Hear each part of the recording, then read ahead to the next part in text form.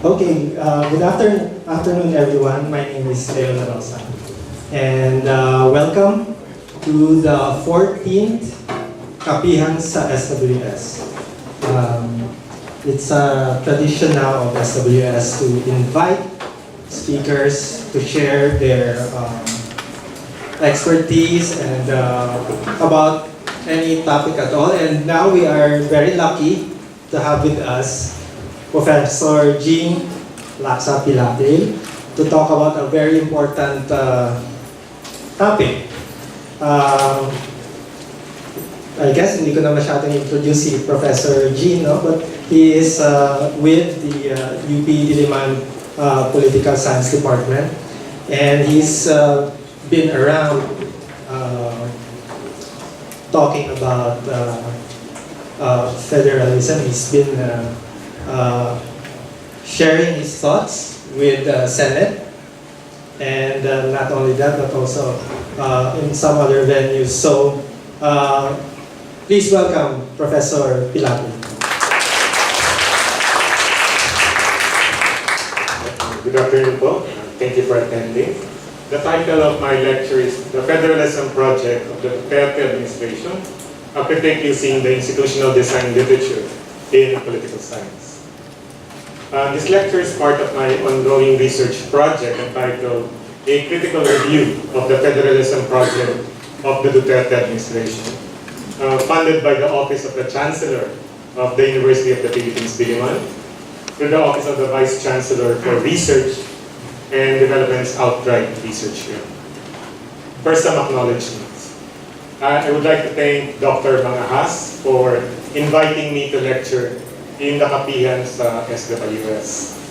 Also, Mr. Leo La Rosa for organizing this Kapihan. Everyone in the SWS for having me, and all the other members of the audience this afternoon, including my own invitees, who have taken time out from their busy schedules just to attend my lecture. Thank you. Three main aims of the lecture. First, assert the importance of the institutional design literature in political science, the very literature that specializes on the design and redesign of political institutions, in assessing the Duterte administration's federalism project and its broader constitutional overhaul campaign. Second, give three of the many cautionary insights available from the institutional design literature when attempting constitutional overhauls, especially when involving democratic regimes. Third, apply these cautionary insights to the Duterte administration's federalism project and its broader constitutional overhaul campaign. Outline of the lecture. First, I'll give you a short introduction to the institutional design literature. Second, three cautionary insights from the institutional design literature applied to the Duterte administration's federalism project and its overall charter change. The lecture runs for about 90 minutes. Please bear with me. A short introduction to the institutional design literature. When we say institutional, meaning institutions. And institutions are rules that influence the strategies of state and social actors.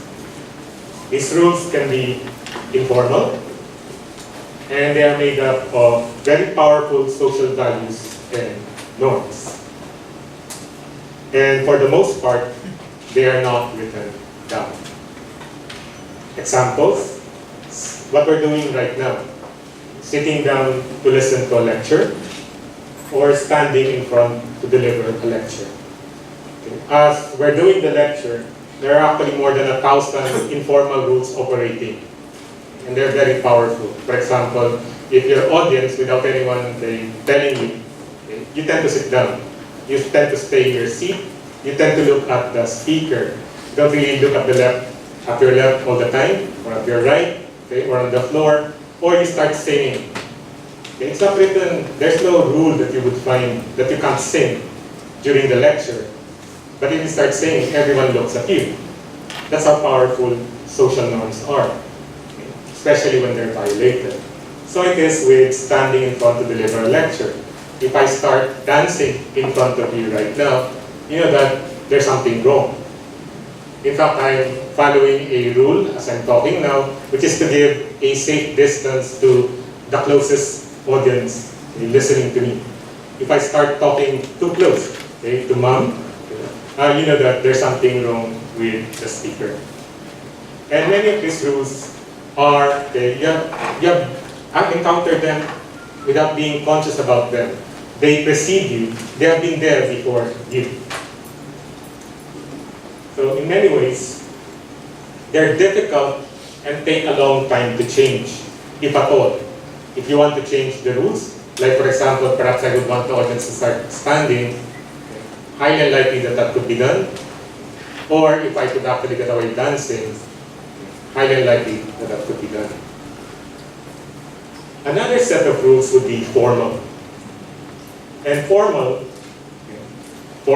because they're written down. In fact, for one major political institutionalist, an American political scientist, John M. Kerry, they're written down somewhere as laws, regulations, constitution, treaties, and so forth. And I'll show you our first political scientist for this afternoon, John Kerry, teaching in Dartmouth College. Because they're written down, they can be rewritten also in a short period of time. If, for example, we're talking of a law, it might be possible you could rewrite a law within 1 week. A constitution, while it may be difficult to get the consensus to rewrite it, once the process of rewriting happens, it could be done in a few months. In fact, the head of the Constitutional Committee, or the Committee on Amendments in the lower house, Representative Mercado, is bragging that he could actually change the Philippine Constitution within 1 month. And according to John Kerry, he calls these institutions as parchment institutions. Poetically calls them parchment institutions. In his work, Parchment, Equilibrium, and Institutions. And the most important of these parchment institutions is the Constitution. The Constitution is the most basic institutional framework of a democracy, according to two political scientists, Alfred Stefan and Cindy Scott. It is Professor Alfred Stefan, who unfortunately passed away last year, major political scientist. And then the younger scholar, Cindy Scott, teaching from Harvard. In their famous work, Constitutional Frameworks and Democratic Consolidation, which touches on the debate between parliamentary and presidential. It is the most basic framework because it creates the fundamental formal rules creating other institutions. Example, 1987 Philippine Constitution. From the Philippine Constitution, it's created the legislative branch, Article 6, executive branch, Article 7, the judicial branch, Article 8, constitutional bodies, Article 9, local government, very much discussed right now, Article 10, and other institutions that you could find in different articles. That's why the Constitution in institutional design is identified as the most important formal meta-institution of politics. When we say meta-institution, it's because it's an institution that creates other institutions. When we say institutional design, we refer to differences in the arrangement of formal rules.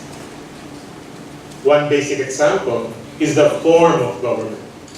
In political science, when we say form of government, we refer to the relation between the executive and the legislative branch. And we call this a horizontal relation. So the institutional design of a country's form of government is separated. We call it presidential. If used parliamentary, if hybrid, semi-presidential. Another basic example, which is the one that we're going to discuss this afternoon, law, is the system of government. The system of government is a relationship between the central government and the local government. And we could anticipate that it's going to be a vertical relation. A vertical. Let's start with a unitary system of government. In a unitary system of government, the central government is the single central source of authority. It is the one, in fact, the only one that makes final decisions. And this is the main argument of probably the most famous political scientist who did work on federalism, no other than the American political scientist, William Wright. The local government is subordinate to the central in a unitary system of government. That is why there is a single sovereign recognized by the Constitution if it is a unitary system of government. This is what is meant by constitutional sovereignty. Powers can be delegated in a unitary system. A unitary system can range from highly centralized, and the most highly centralized of them all is Singapore, which does not have a local government. Or, okay, so let's represent this, okay, to highly decentralized, like Norway. And we could represent this in terms of many powers are delegated to a fatter manner, or a more robust manner. A unitary system, in fact, can be more decentralized than some centralized federal countries. And this is very important to take note of. Like in our neighborhood, Indonesia is more decentralized than Malaysia. In fact, one can make an argument that the Philippines is far more decentralized than Malaysia. But it remains as a unitary system of government because although many powers are delegated, they may also be revoked. Why? Because they're not constitutionally protected. Now, if it's a federal system of government, in certain policy areas where central government has exclusive jurisdiction, the sovereign is the central government, and it works like a unitary system of government. It is only the central government that makes final decisions.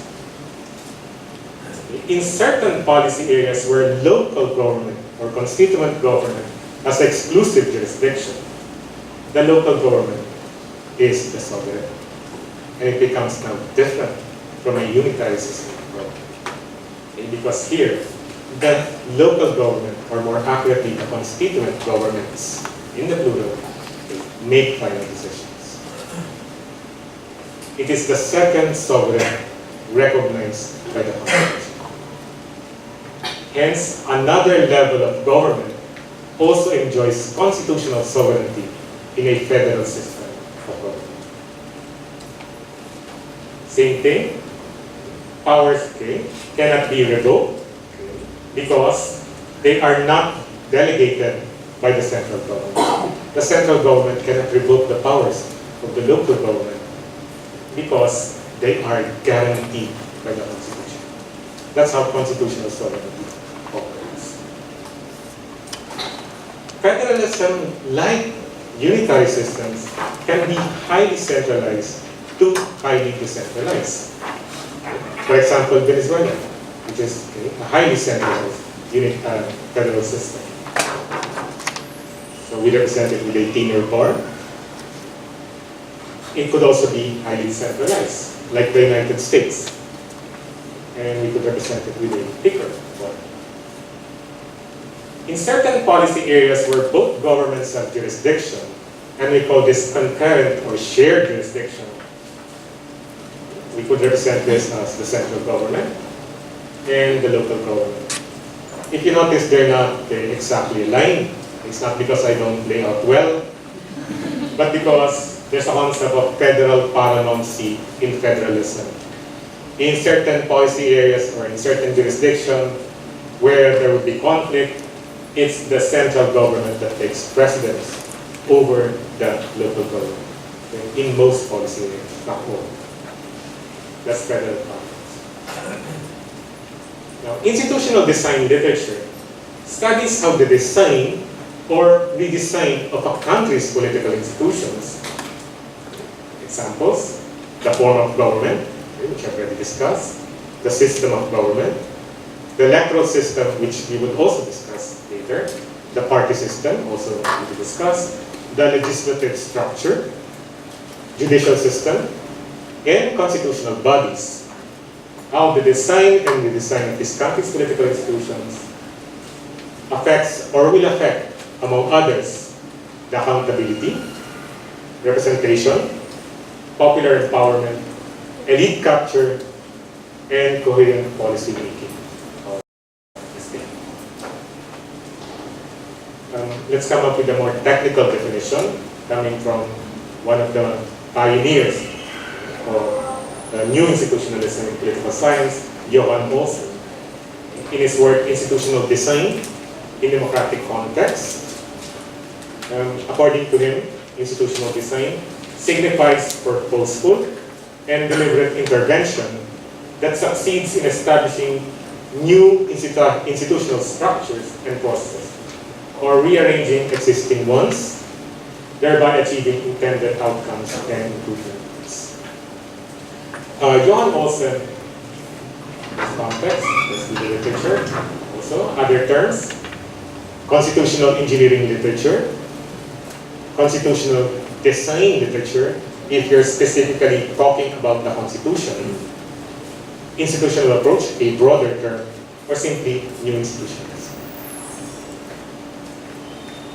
The institutional design literature counts some of the biggest names of the political science discipline, and we're going to meet some of them, including winners of the Johan Switte Prize in Political Science, which is probably the biggest prize in political science. And some say you could think of it as our Nobel Prize. This is the Johan Switte Prize in Political Science, awarded by the Uppsala University in Sweden. And it is given to the scholar who, in the view of the foundation, has made the most valuable contribution to political science. So, the institutional design literature represents the best minds that have studied similar institutional issues, okay, that are now faced by Philippines. And for me, they are the real experts on these issues. So we could now go to the three cautionary insights from the institutional design literature. The first cautionary insight is that there is no consensus on the superiority of one system of government to another. There is no consensus on the superiority of the federal to the unitary system of government, or, okay, it's in blue because it's not my topic, parliamentary / semi-presidential to the presidential form of government, or vice versa. While many scholars in the institutional design literature argue for the superiority of a federal to a unitary system, examples of top political scientists, and these are very good political scientists, prominent ones, okay, including winners of Johan Switte Prize, Alfred Stefan, whom you have already met. In his work, one example, Federalism, Democracy, Beyond the US Model. Aaron Leibhardt, a major institutionalist, who also won the Johan Switte Prize in his major work, Patterns of Democracy. Ipan Norris won the Johan Switte Prize in 2011, teaching in Harvard University. Also pro-federal, writing democracy. And Larry Diamond, who's strictly not a political scientist because his training is political sociology, but he teaches in the political science department of Stanford University. Okay, the classic work, Developing Democracy. Okay, here's Larry Diamond, okay, eschewing to win the Johan Switte Prize in the future. Many scholars also deny the superiority of a federal to a unitary system. Look at this. Okay, again. Many scholars, also in the same institutional design literature, deny the superiority of a federal to a unitary system. Examples of top political scientists: Daniel Kreisler, teaching in the Department of Political Science of UCLA. In his major work, The Architecture of Government, anyone who is interested in a comprehensive critique, not only of federalism, but of decentralization, I could not recommend this book so highly. Then, Jan-Erik Lane, okay, the Swede, and Jan-Erik Lane and Svan Eriksson. Jan-Erik Lane teaches in Switzerland. Then you would have Svan Eriksson, teaches in Sweden, Umeå University. In their work, The New Institutional Politics, Performance, and Outcomes. Jonathan Roden, a political scientist teaching in Stanford, but whose specialization is fiscal federalism. For political scientists there, was an economic bent. Jonathan Roden might be for you. His major work, Hamilton's Paradox, The Promise and Peril of Fiscal Federalism. Fascinating work because the take here is from a political scientist vantage point of fiscal federalism. Usually this is the line of economists. And Eric Wiggles, teaching in Duke University, the Department of Political Science. It's a very important article in the Annual Review of Political Science on Madison and Baghdad, Decentralization and Federalism in Comparative Politics. It's a work on comparative political science. These scholars find that there is no meaningful difference in the performance between the federal and unitary systems on a number of key indicators. For example, human development, economic performance, interestingly, including public finance, third, income inequality, fourth, democratic stability, fifth, quality of democracy, sixth, rule of law, seventh, anti-corruption, and more controversially, handling multi-ethnic conflicts.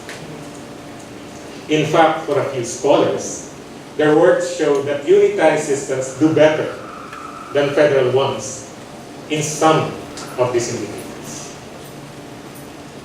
We can organize the counter-arguments of the critics of the federal superiority argument via two intertwined institutional arguments. The first one is institutional bundle.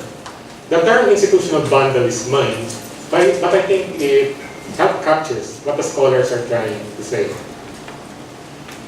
When we talk of institutional bundle, we could think of the system of government as a package of institutional features whose performance actually depends on the specific design of these features. For example, in federal, and this would be just a few of the examples, distribution of legislative, executive powers. Who gets to decide at the central or local level, and whether it's the executive or the legislative branches in a federal system. The type of constitutional arrangement, the sign of the upper house in federalism, and mechanisms for intergovernmental coordination. In a unitary system, again, just a few examples, the manner of recruitment in the national local bureaucracy. Very important, the appointment budgetary powers of the president to and over the bureaucracy, the level and type of decentralization, as well as the level and type of devolution. And the argument here of institutional design scholars is that the devil is in the details. And through the institutional bundle, at the level of the institutional bundle, it helps explain performance. The second one would be institutional configuration, and this term is more popular in institutional design literature. By institutional configuration, it's how different types of institutions affect each other. For example, how the electoral system affects the form of government. The important lesson here is that institutions must not be analyzed independently from other institutions that may affect their function. institutional configuration, is one of the most important insights of the institutional design. And as a graduate student, I learned my institutional configuration reading two favorite political scientists of mine, Matthew Schucker, teaching in University of California, Irvine, and Scott McNally. In their work, introductory chapter, Presidentialism and Democracy in Latin America, Rethinking the Terms of the Debate, in an important book that they edited, Presidentialism and Democracy in Latin America. And if you're talking of federalism, Jonathan Rodden in Hamilton's Parliament.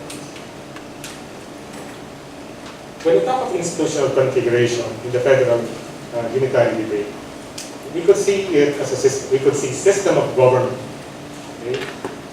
And see it as its performance also affected by the design of other institutions. So in this context, and we'll just work on one pair of examples, the party system, to make sense of how a system of government works.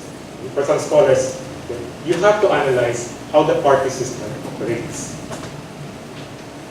Whether your party system is two-party or multi-party would actually have an effect on your federal system. So whether it is regionalized, whether your parties are actually organized and have their identities at the regional level, or they are non-regionalized, usually national. Okay. And it's one of the more interesting current fields of theorizing party system in federalism, analyzing regionalized and non-regionalized parties.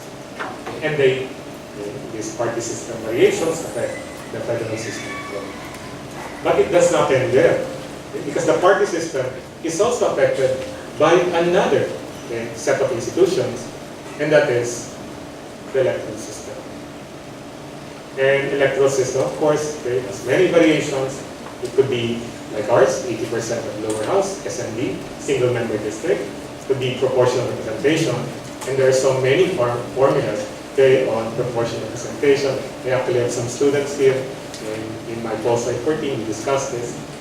Okay. And MM, it's not a chocolate, it's mixed member. Okay. And then also, of course, the electoral system affects the party system. And then, of course, the devil is in the details. So it is with the unitary system of government. Party system affects unitary system. Our party system, the one that we have right now, has a lot to do on how our politics is run, and that party system is dependent on the fact that the way we vote are politicians.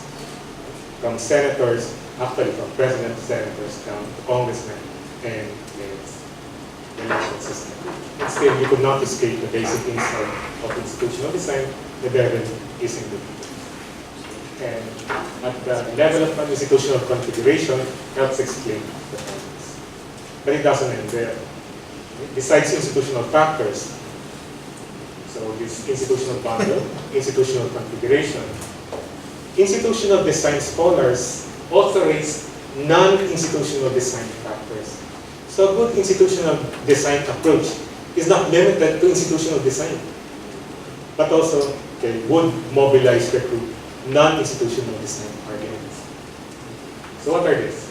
The first one would be political culture. These are your non-formal institutions. Okay? How do we relate to our politics? How do we see our politicians? How do we see empowerment? How do we see civic participation? Or even as simple as how do we treat drug addicts in our community? It's very important in terms of determining the base of for example, a politician who has used this issue to be elected and remain popular. The length of democracy is important in institutional design. Political elite composition. Are they related or not elected? That's an important quality of your elite composition. And we're going to discuss a lot of that later. The level of economic development. Like, are you making your transition when you're already a member of the European Union, like Belgium? And how different is that if you're making the transition? When you're in Southeast Asia and you have a very high poverty level. Then, type of ethnic fragmentation. Would your ethnic community actually be territorially based or actually dispersed in different areas? path dependence. What are the events in your history that define your current politics? Like 1986, how formative is EDSA and the unfinished businesses of EDSA for current politics now, including the return of the sunset favor. So the path dependence. Then geographic location, very important. You could never underestimate the importance of your neighbors and geographic region. And the beauty of institutional design properly formulated is that it combines all this. That's an institutional process. Together we call them institutional indigeneity, which would be factors not directly related to institutional design, those formal rules, but then actually work to determine how the institutions actually work. So all this particular combination of institutional and non-institutional design factors that explain the performance of a federal or unitary system.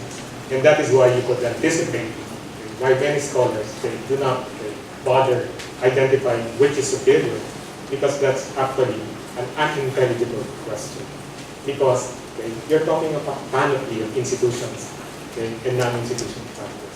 In many ways, and I tell my Federalism class in UP, you could think of system of government as a linguistic shortcut. It's actually a host of institutions.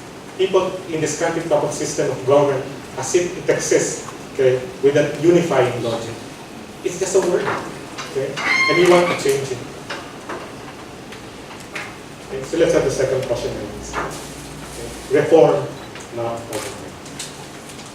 The recommendation of top scholars for democratic countries, and do note that we are talking of democratic countries because they're a special case. With already functioning systems or forms of government, is to reform rather than overhaul their systems or forms of government. So let's start first with the scholarship, top scholars. You've already met Schubert and Mainwari. Let's have two sets of political scientists. Two members, another pair of political scientists, Stefan Haggard and Robert Kaufman. Stefan Haggard will be teaching in the Department of Political Science of University of California at San Diego, which is a stronghold of institutionalists in the United States. And his intellectual partner, Robert Kaufman.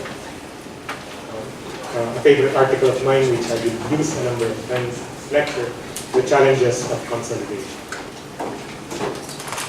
Francis Fukuyama, probably many are familiar, is not an institutionalist per se, but you are familiar with him because he has bridged public intellectual, public or popular publication with scholarship. Francis Fukuyama, who teaches in the Center, Associated Center of Democracy, Development, and Rule of Law. I think I also taught in Stanford. That's Francis Fukuyama.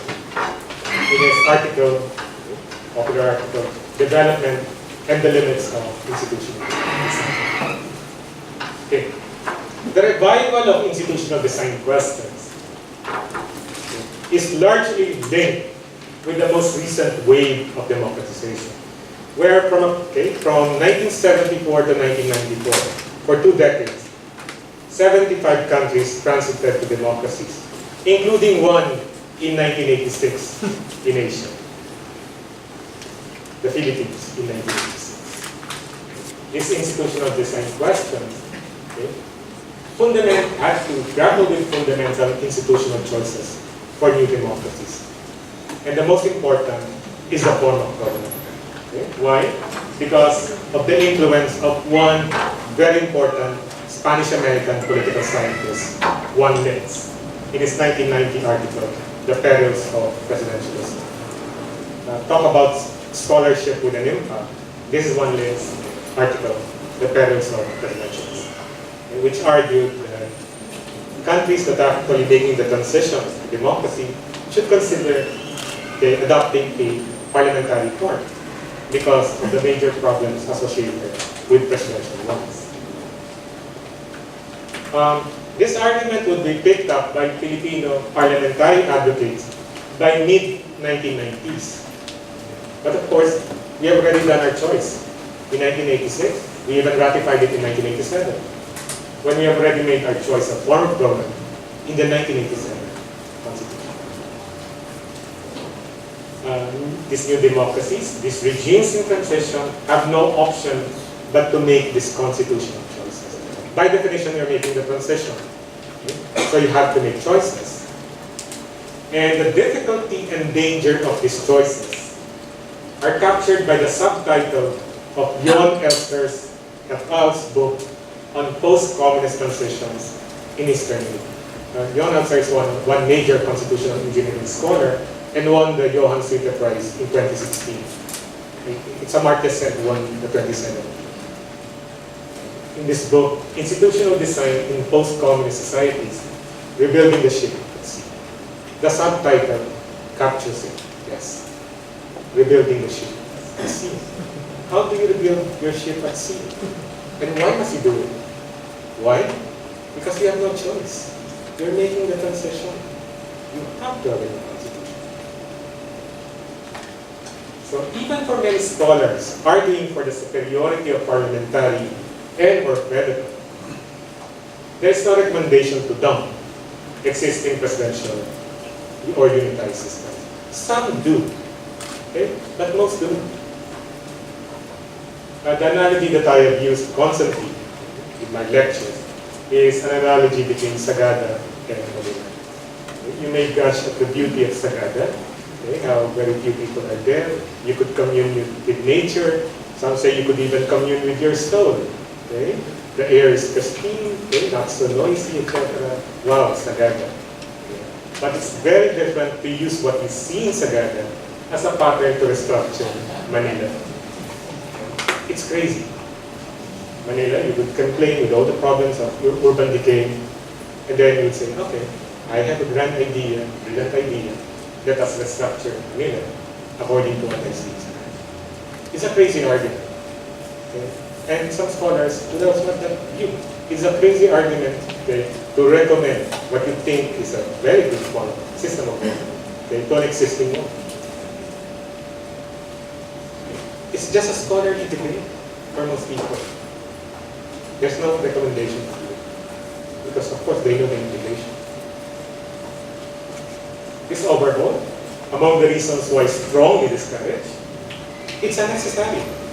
If there is no superiority, then why go through the overhaul? Especially once we discuss the risk. Second, it's unbelievable. The tasks are too institutionally and intellectually complex for the lofty goals that they set. Let's start with institution. Especially for federalism, where state governments or regional governments, constitutions or organic acts, courts, bureaucracy, etc., would have to be created. Now let us discuss one of our leading experts on fiscal decentralization, Dr. Manasa, who has already done a preliminary review of the proposal of PDP Laban, Article 10, on the fiscal aspects of its federalism, PDP Laban's federalism. According to Dr. Manasa, just estimating the salaries of governors, vice governors, salaries of senators and staff members, salaries of members of the judiciary and the state government, but in fact there's no, that footnote 42, she says there that I have not included my financial estimate here because it's not clear yet how the PDP level will run this, salaries of state legislators and their staff, what is the estimate in terms of cost, okay. The minimum is 44 billion pesos a year. This is annual recurring cost. This is the lowest estimate for the bureaucracy that must be introduced once we shift to federalism. 44 billion pesos a year. With a high 53 billion, 60, using Nancy Montero's proposal, then to the high 72 billion pesos. That's a staggering amount. Once you compare, even more staggering once we start comparing this figure. look at the argument of the lower house. They're saying we're no longer going to do constitutional convention because it's too expensive at 11 billion pesos.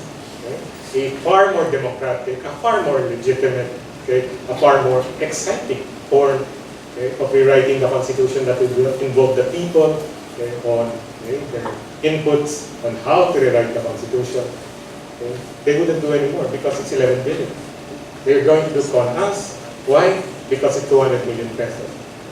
But they don't tell you that this is a one-shot deal, the 11 billion. But once we do federalism, it's 44 to 72 billion a year. We put it into context again, the train. Train 1, part 1. They estimated that the revenue generation is 92 billion. That's the low estimate for federalism, that's already almost half of 92 billion.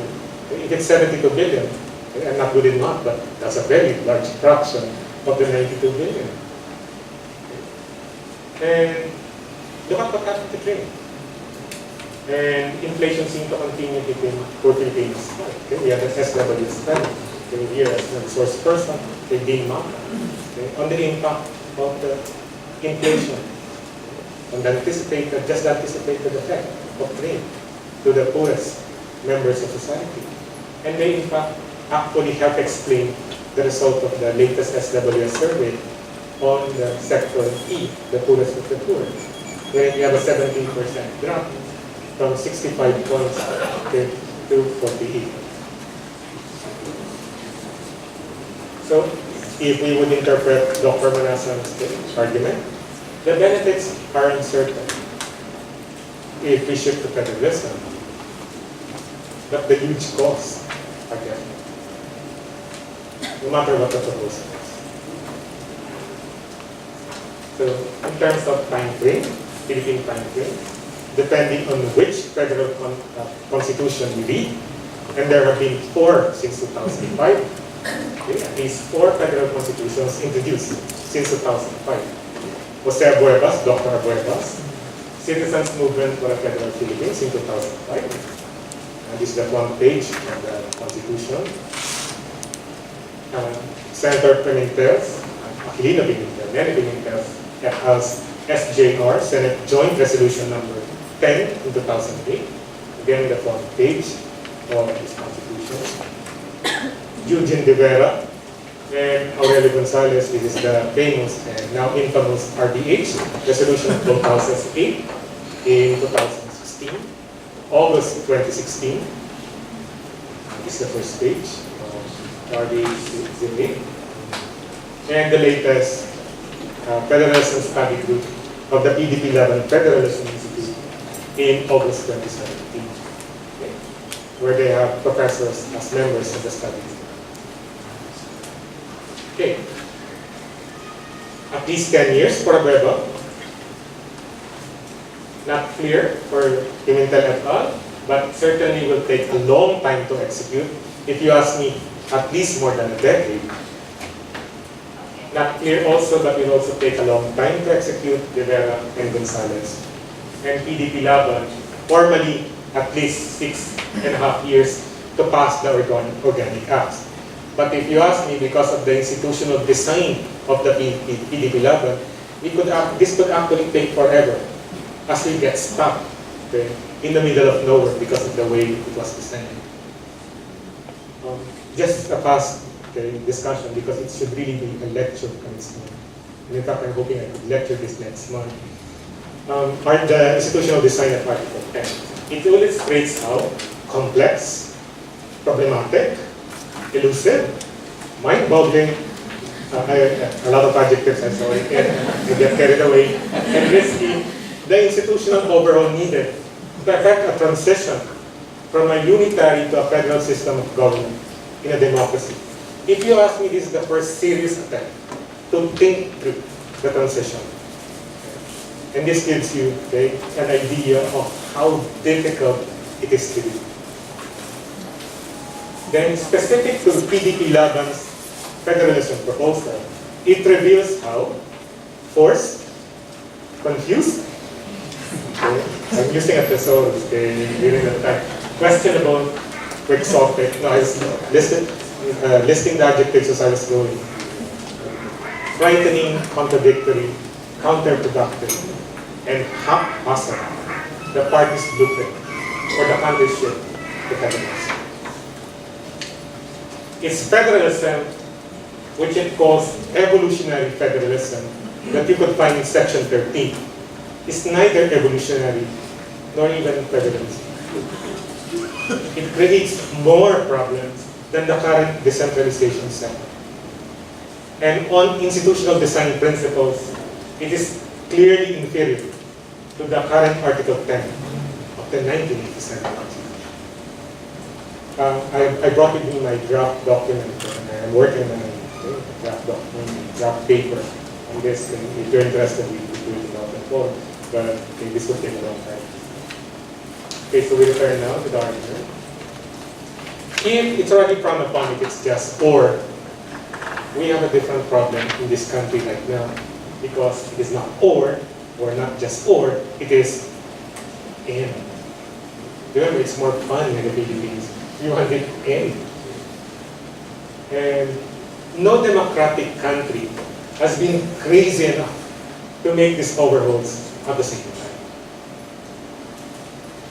And just when you think it could not get crazy, in his first State of the Nation address, President Duterte, this is the English translation offered by Malacanang. I have nothing to do with this translation. You know, my advice to you is maintain a federal system, a parliament, but be sure to have a president. You copy the France system. And I was watching it, I said, oh no, he wants semi-presidentialism. Semi-presidentialism with this very tricky dual executive. And look at this, PDP Laban, like a jukebox. Okay. Its constitution has a president and has a prime minister. Dual executive with its very tricky executive case. So we're going to make a transition to federalism and semi-presidential. I must tell you that there is only one country that is both semi-presidential and federal. It is Russia, one of the favorite countries of the incumbent president. And I must emphasize, it is not the this overall project has become now a grocery list of institutions. If you read the PDP Laban Constitution, it's a grocery list. It's one happy grocery list. Intellectually, the institutional literature has suffered from the enthusiasm of the early 1990s on the power to get institutional design right.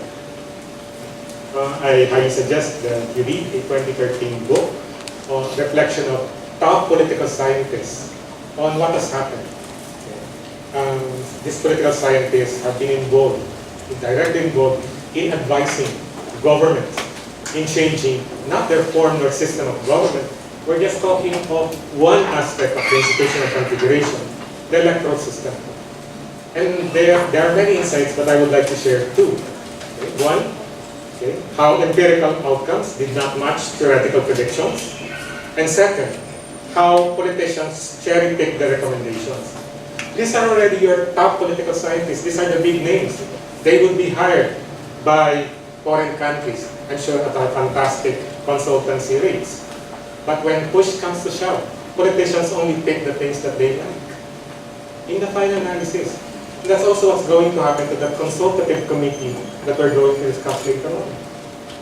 Okay? The congressmen will just pick what they like from this, that menu or buffet that will be offered to them by the consultative committee. Okay? And then, of course, you have the very title of Francis Kapihan, the limits of institutional design. What we call it's the power. The skepticism now. Not so much skepticism, but sobering of the power and the limits of institutions. Okay. This is true even for the institutional design literature on federalism. and Jonathan Rowden, in his important work, Federalism, book chapter, in the Oxford Handbook of Political Economy. You can simply download this on the internet. Is in a section, Positive Political Economy. If I may read, as decentralization and federalism spread around the world, along with democratization in the 1990s, this claim seemed increasingly anachronistic in the face of subnational debt accumulation and bailouts among large federations and evidence of corruption and inefficiency associated with decentralization programs. Furthermore, cross-national empirical studies link federalism with macroeconomic distress and corruption. I mobilized Eric Bibbles. He says, second, the macro experience of many decentralized nations has simply fallen short of the normative literature's expectations. Decentralized finance and decision-making have been associated with poor economic performance in Argentina, Remer and Vigos, Say and Tomasi, and Brazil, Samuels, a major political scientist, aggravated the distributed conflicts and ethnic tensions in Nigeria and several nations of Eastern Europe, and exacerbated inequality in the United States and elsewhere. This is not regionally based. It represents a number of regions. We return to Jonathan Rowden. What explains this? For political scientists, it's not institutional design per se, but the politics behind institutional design. So, though these experiences might by no means constitute natural experiments for evaluating classical economic theories of federalism, they engendered a decade of scholarship aimed at rethinking federalism. It was not difficult to identify politics as the missing component in the prevailing literature. Leaving behind benevolent dictators and malevolent rent seekers, the new literature takes more seriously the role of preference aggregation to voting and lobbying. Some of the recent contributions rely on the median voter framework, some on probabilistic voting models, and others on the citizen candidate framework. Most derive insights from assumptions that politicians are primarily interested in maintaining and enhancing their political careers through either re-election or movement to more desirable offices. They're not interested with federalism, they're interested with their own career, their vested interests. So here, the Philippines Constitutional Overhaul Project, circa 2016-2018, is the height of intellectual irony. Is it hubris, meaning that even if the scholarship, in spite of the scholarship, we don't care, will proceed? Or it's simply sheer ignorance of the literature.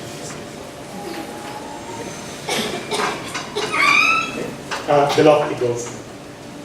In terms of the lofty goals, we go to the, who was considered the leading intellectual of the federalism movement, up to 2005, Gloria Arroyo, circa Gloria Arroyo. We have this work, Some Advantages of Federalism and Parliamentary Government in the Philippines, published June 2005.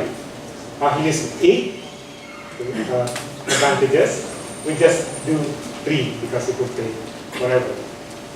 Okay, number 3, the Federal Republic will empower our citizens by enabling them to raise their standard of living and enhance their political awareness through their participation and efficacy in elections, and the making and carrying out of government decisions at the regional and local levels.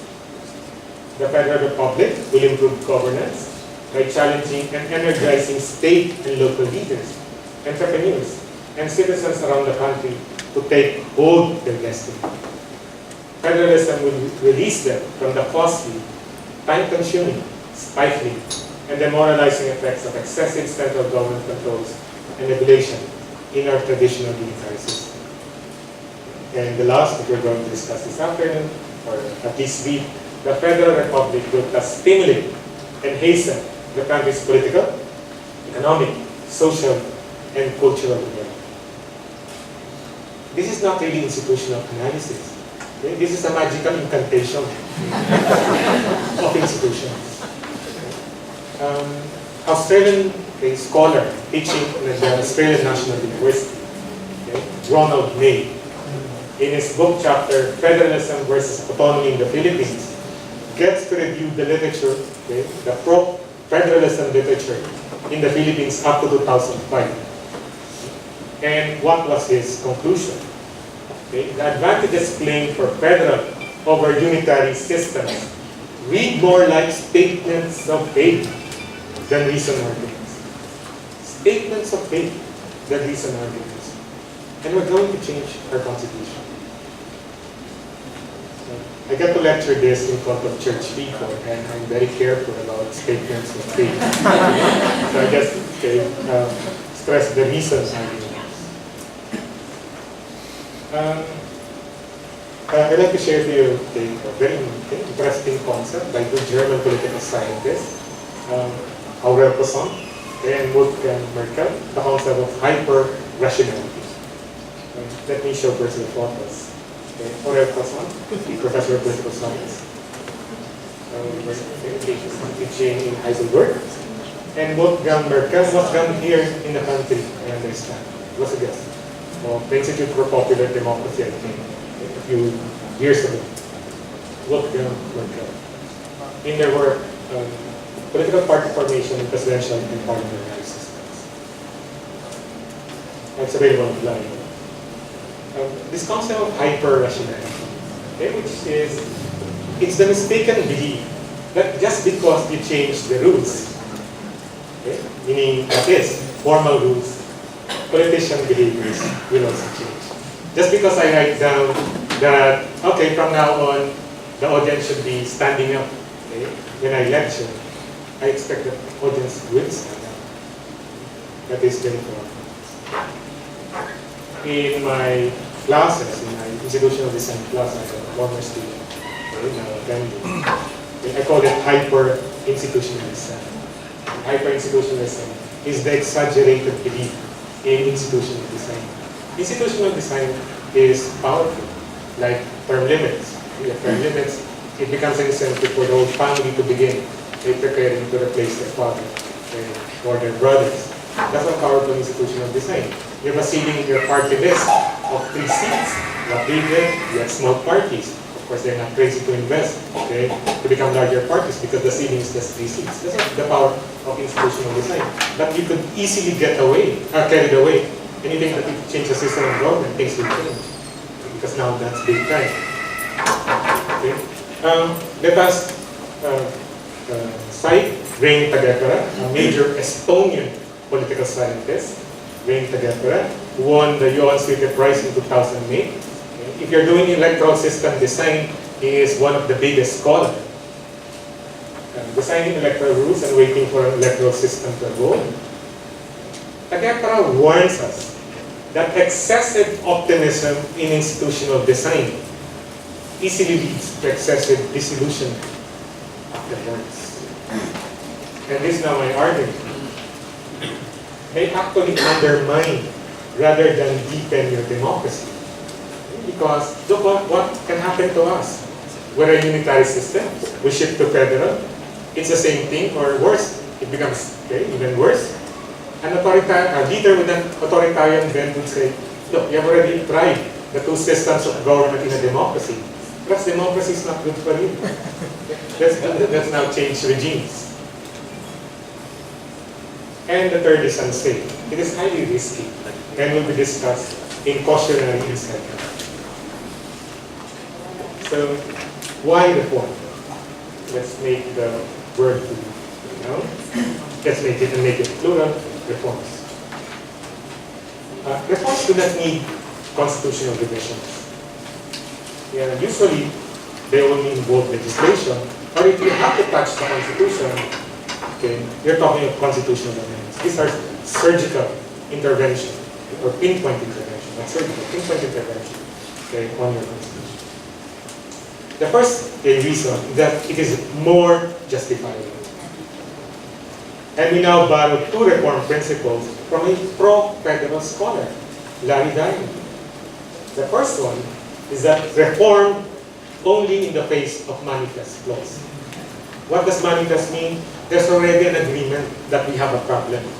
There's a social constituency backing. There's a scholarship backing this. What's a perfect example? The local government code.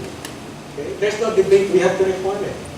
Okay? If you say, let's do federal, boy, you're going to have an intense debate. Okay? And it's not a manufactured consensus like the federalism, where local governments are being, officials are being forced to actually campaign without even understanding what federalism is. Okay? So reform only in the face of manifest flaws, and reform should correct those flaws as specifically as possible. And some of my students are surprised when I say, what Ray Tagatera shares. But if you're not doing this, you might be better with the devil you know than the devil you do not know. Okay? Because the problem is, you might over-reform your problems or your systems, that you create new problems. And that's basically the argument that I'm making when I reviewed the Article 10 of PDP 11 Constitution. Okay? And if you read Dr. Manasan, that's also our argument on the fiscal features of Article 10 of the PDP 11 Constitution. Okay? It creates more problems. And in fact, does not address some of the problems already identified in the local government code. And then the second one, it is less risky. Messed up reforms are more reformable. If there are errors in the reforms, because you could never get it right. Okay? It's too complex. Okay? One, okay, that's a scholarly dimension. And second, it's political. There are always compromises. If there are errors in the reform, it is easier to return to the old setup, okay, or to push it further to a new setup, to new legislation, or if you have to, if you really have to, cut your contribution to run away. Piecemeal reforms that move to a more parliamentary-like direction, if you believe in superiority or attractiveness of a parliamentary form. Example, party system reforms against clerical system. We could do that through legislation. If it does not work, perhaps we do institutional configuration. Okay? Tinker with something else. Or a more federal-like direction, like increased regional autonomy. Okay? That is found, ironically, already there in Section 14 of Article 10 of the 1987 Constitution. It is there. Okay? On empowering regional development councils. We have never been serious about Section 14 of Article 10 of the 87 Constitution. If you only have a president who takes that seriously, boy, it's a different ballgame. Increased regional autonomy for a more robust local government code. It has been, 1991, 27 years. We're supposed to, the local government code under Section 521 mandates a review for every 5 years, at least every 5 years. How many reviews has Congress done? Not a single one. Or a more robust local government code. Involve only legislation. These party system reforms, for scholars, may yet be the most crucial prerequisite before any talk of a constitutional shift to parliamentary form. Although it is true, they want a semi-conventional. For some scholars, let's do Giovanni Sartori, if you're a political scientist, you would have encountered a major Italian political scientist who unfortunately passed away last year. Giovanni Sartori, the biggest names of that discipline. In his article, Neither Presidentialism Nor Parliamentarism, he says that undisciplined political parties in a presidential democracy like the one we have, becoming disciplined in a parliamentary shift is against. Let's do my favorite, Menuaring and Sugar. Undisciplined political parties in a parliamentary shift could exacerbate problems of governability and instability more than in presidential democracy. In a presidential democracy, it affects legislation. In a parliamentary one, it affects governability itself, because you might not be able to form a government at all, or your government is falling down. Okay, last, again, the German political scientists. We have the Italian, we have the American, we have the Germans now, of course, something like that. This is very important because it affects PDB Laban, the concept of different time horizons in institutional design. According to the two scholars, the consolidation of the new party system takes much longer than changing the constitution. The consolidation would take at least a few years, but most likely decades to happen. Changing the constitution would be done in a few months. As I've said, someone in Congress was bragging he could do it in 1 month. According to the two scholars, quote-unquote, all fragmented, clientelistic, and irresponsible parties would not be able to create strong and stable governance immediately. In this context, these old fragmented, clientelistic, and irresponsible parties, if you make a shift to parliamentary forms, would determine how the new parliamentary form of government works, and not the other way around, as some people are saying. In this context, sequencing becomes a key component of institutional design. It's not sequencing versus institutional design. Okay? Sequencing is part of your institutional design. In fact, Alfred Stepan partners with Juan Linz in one really fascinating book, Problems of Democratic Transition and Consolidation. And they make an argument that if you want to understand why the Soviet Union fell, okay, imploded dramatically, one could make an argument the sequencing of the local and national elections. Okay? They had local elections first before national elections. And the local elections, in the local elections, the politicians mobilized along ethnic identities, okay, and then challenge, okay, the national officials. By that time, these local officials already had some cloak of democratic legitimacy. As simple as sequencing determines your fate. So it is here, sequencing becomes a key issue in institutional design. It is not the outside of institutional design. So let's now do the PDP Laban Constitution. Let's do the book, okay, The Quest for a Federal Republic, where in the preface, President Duterte calls the political scientists who work there renowned political scientists. And a handbook, okay, published by the Ateneo School of Government, Debate on Federal Philippines, which involves some of the members of the PDP Laban staff. In the two works, you meet the concept that they're very proud of. They say that finally we have a grand bargain, quotation marks in the original, where we have a set of 8 reforms and we're going to do it all at the same time. That's why it's called a grand bargain. Okay, we could think of it this way. We could think of changing the Constitution as a hard bypass operation. Consolidation of your party system would be your walking exercise to build up lung capacity for operation. Perhaps you were a smoker when you were younger, okay, and your lungs are not that built up. You have to be operated on. What is the recommendation? Okay. Well, you have to build up your lung capacity in order to survive your heart bypass operation. In PDP Laban, we could think of it this way. The PDP Laban, do your walking exercises as we're operating on you. So, walking exercises to build up lung capacity as you are having your heart bypass operation. That's a grand racket, not a grand bargain. If your doctor says that, I strongly suggest that you stay on herbal application. So do your walking exercises to build up lung capacity as you are having your bypass operation. Okay. So overhaul the system of forms of government, very different from messed up constitutional revisions involving system or form of government, especially for shift to federalism. Because in federalism, there's a concept of constitutional entrenchment, protecting its status. Because you empower constituent governments and you protect them constitutionally, you need to get their consensus before you could shift their federal character. no federal country negotiated under democratic conditions has ever returned to unitary. Those that have actually did it under colonial conditions or communist conditions, which are actually the same because they were colonized by communists, by the Soviet Union, like Czechoslovakia.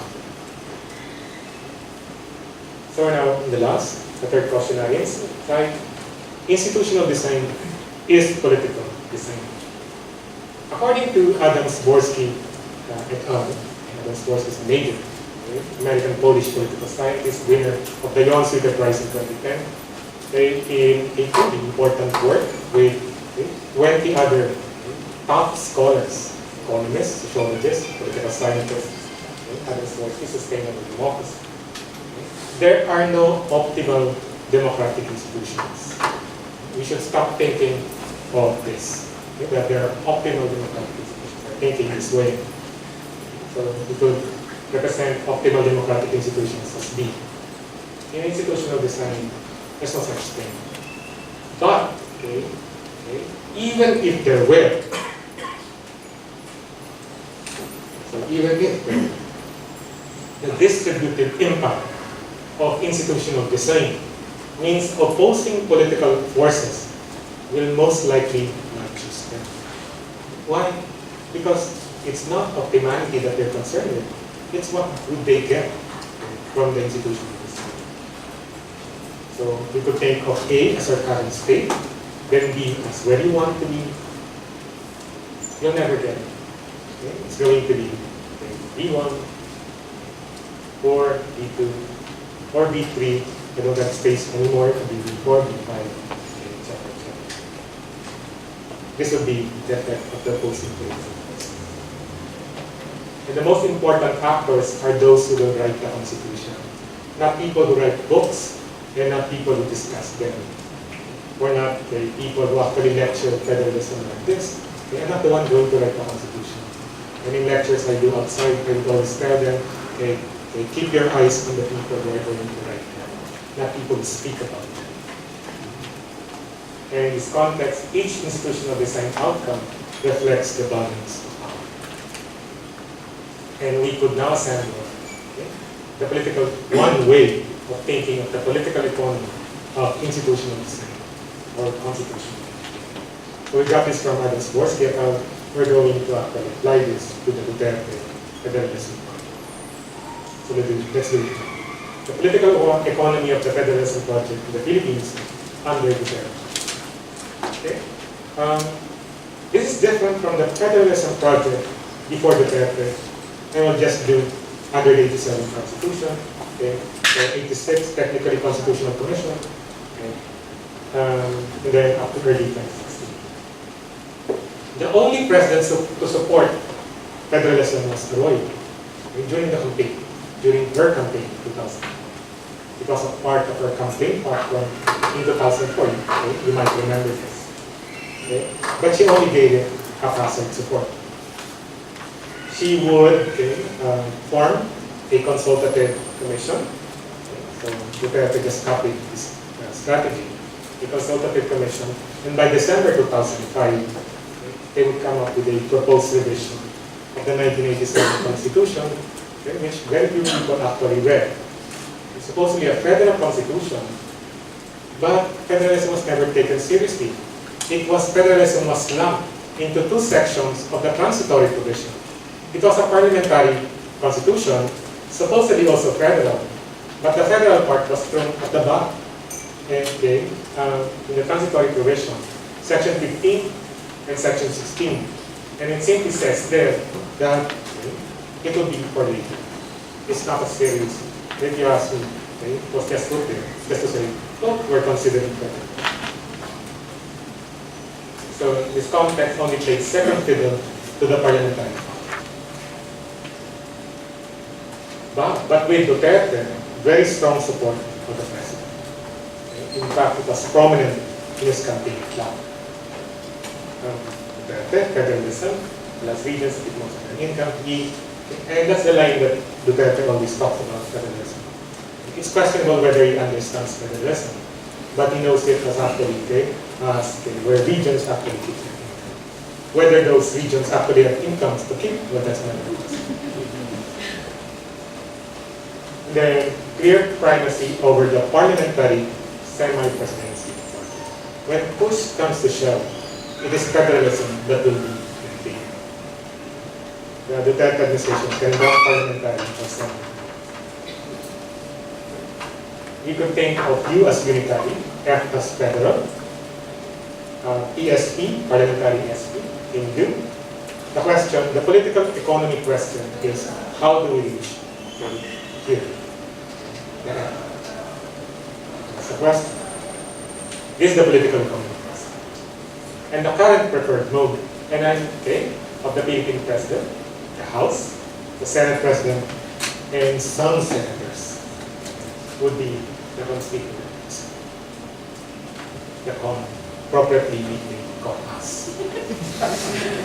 I must emphasize, okay, sorry, to show first the inquiry House adopts resolution convening Congress as subsequent assembly, January 16, 20. I must emphasize current. This must be important for us to realize this. Because when Duterte was still campaigning for president, it was not through Constituent Assembly. It was through Constitutional Convention, which is a far more democratic and a far more legitimizing program or project. And people were actually excited, okay, with this Constitutional Convention thing. Why? Because it's not Congress, it's not the president who will control that, it's the quote-unquote people who have a chance, civil society organization, that would have the chance to have their inputs there in a Constitutional Convention. So here, look at the Focus 5 Constitutional Convention. In fact, when Duterte won, the presumptive House Speaker was the first to file a resolution calling for federalism. And it is through a Constitutional Convention, not called us. And interestingly, okay, on democratic arguments, you might be surprised that this came from House Speaker Alvarez. It did, okay, at the start. He said a constitutional convention where voters elect their delegates to represent in a convention to revise the charter, quote-unquote, truly reflects the democracy enshrined in our constitution, particularly the process by which the people, through the election of the delegates, are made part of the decision of changing the fundamental structure of our society. And in fact, when after the SONA of the president, the first resolution that called for a constituent assembly will be filed by Congresswoman Gloria Arroyo. So it's now a constituent assembly, no longer constitutional convention. Why? Early in the term, they want now to control the process. No longer the people, but us, the people, meaning them. Okay, so Constituent Assembly. Okay, so this is based on Article 17, amendments or revisions, Section 1. So this would be where your Constituent Assembly, the term does not appear, but this is the basis for the Constituent Assembly, okay, the Constituent Assembly.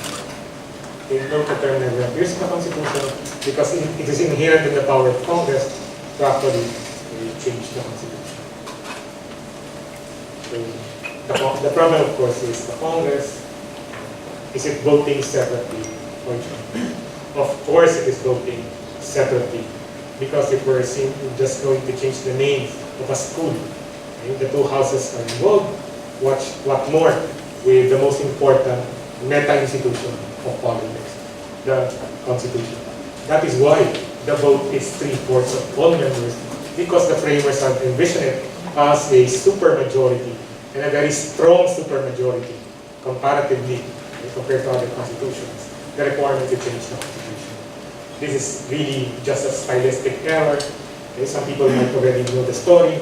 Okay, July 9, 1986, the Committee on Constitutional Amendments already met and finalized what later on will become Article 17. They thought that because of the consensus then that it's unicameral, they thought it would be unicameral. That's July 9, 1986.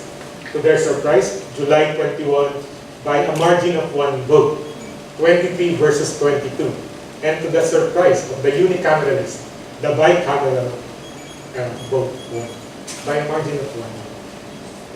When they, that's July 21, October 10, 10-10-86, when they started to revise Article 17, they changed the present tense to plural, but they forgot the most important, voting jointly was settled. Okay, that was not touched. It was already almost 8:30, dinner was served, it must be very hungry by then, okay, so they missed out. But there's no this is a no-brainer. Our constitution is new, the framers are still alive. It's not like this is the 1789 constitution of the United States where we really have to research what the framers meant.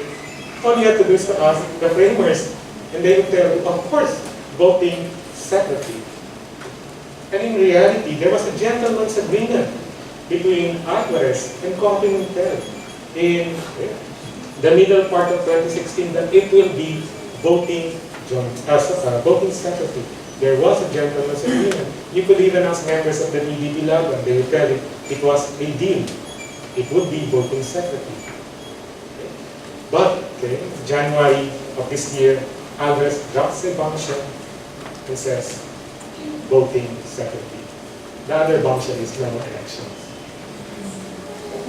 Congress would vote jointly on the matter. Why?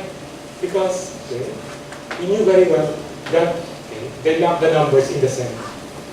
They're not going to get the 3/4 vote of all members because it's so difficult to get. If you ask me, they do not have numbers. So, of course, so you would have their alliance of talking and they would, of course, want voting separate. And immediately, January 15, things were heating up. Pantilo Lacson filed a resolution calling for a voting separately. Guys, look at the authors, the co-authors of this resolution. Okay? These are not your usual opposition to the president. These are key allies of the president, who some critics say would have enabled him properly get away with a lot of with the EJKs, or with martial law. But look, Soto, Subiri, and Lacson. These are allies of the president, and they are signaling the president that they're not going to do if it's voting joint. And immediately, there was this hearing by the Senate of the framers. And of course, you know the answer. The framers will say, of course, voting separately. And you might have noticed January 17, January 16, the House passes House Concurrent Resolution 9 that calls for voting jointly. This one, the data. But nevertheless, Speaker Alvarez spectacularly says, we're going to do the quotas even without the Senate, with or without the Senate. And then there was some negotiation, at least also, House Senate leaders need to bring Chacha pass. We don't talk about the vote anymore, we talk about what we're going to change. It is after weird. And then this one is the final formation or the identification of the members of the consultative committee of Duterte. We have to understand this as a strategic retreat by the president to keep on dribbling the ball of charter change. The executive order was already there since December 2016. When I first taught federalism in UP, I was saying that this is it. By January, as January is the start of the academic career of UP, we're going to have this. But it never happened. Why? Because they took the congressional route. When it became obvious that the congressional route is closed, because they don't have the numbers, consultative committee is actually formed in order to keep the charter change issue alive. It is a talking club. It is not the one going to write the constitution. But to make my job easier to convince, the majority leader immediately says, Kongreso pa rin ang masusunod. Puno Commission can only suggest charter revisions. We're still the boss here. We're just consultative commission. We're the majority. Okay. The most important achievement of the consultative committee so far is actually to jump the form of government ship. And we return to the old position of Senator Menendez. The Concon votes of the federal presidential government system. This is the old presidential, federal presidential recommendation of Menendez. So very interesting. Supposedly the titular head or the intellectual head of PDP 11 is Menendez. That he has gone record in the Senate hearing that I attended. They disassociated themselves with the PDP 11 constitution. Which is interesting because the one pushing for the semi-presidential is no other than the son. Okay? Kapihan. Even as an article on the wonders of semi-presidentialism. Because Kapihan pushing for semi-presidentialism. Talk about dynastic politics even in institutional design. And the quest for a federal republic is a semi-presidential book. The other achievement of the Concon is the regulation of political dynasties. But in reality, it is not that different from the one written in the PDP government. Section 15 of Article 9, Section C, Part C of PDP 11 Constitution works on political dynasty. This one is an achievement because it talks about incumbents to the relatives to the second degree of the incumbent or board. That's the most important achievement of this committee. But of course, it's an open question whether that could be implementable or Congress would actually be interested. The President is not interested in an anti-political dynasty provision. Even when he said, okay, I'm in favor of political dynasty, the last time he talked about it, he has been consistent since 2016. He's not in favor. When he said, I'm in favor, he signaled Congress saying that, but I doubt if it will be passed. And if you ask me, it will never be passed. And even if it passed, both the PDP 11 Constitution, the institutional design of the PDP 11 Constitution, and the consultative committee would tell you that it is not implementable. They keep on saying it is self-executory.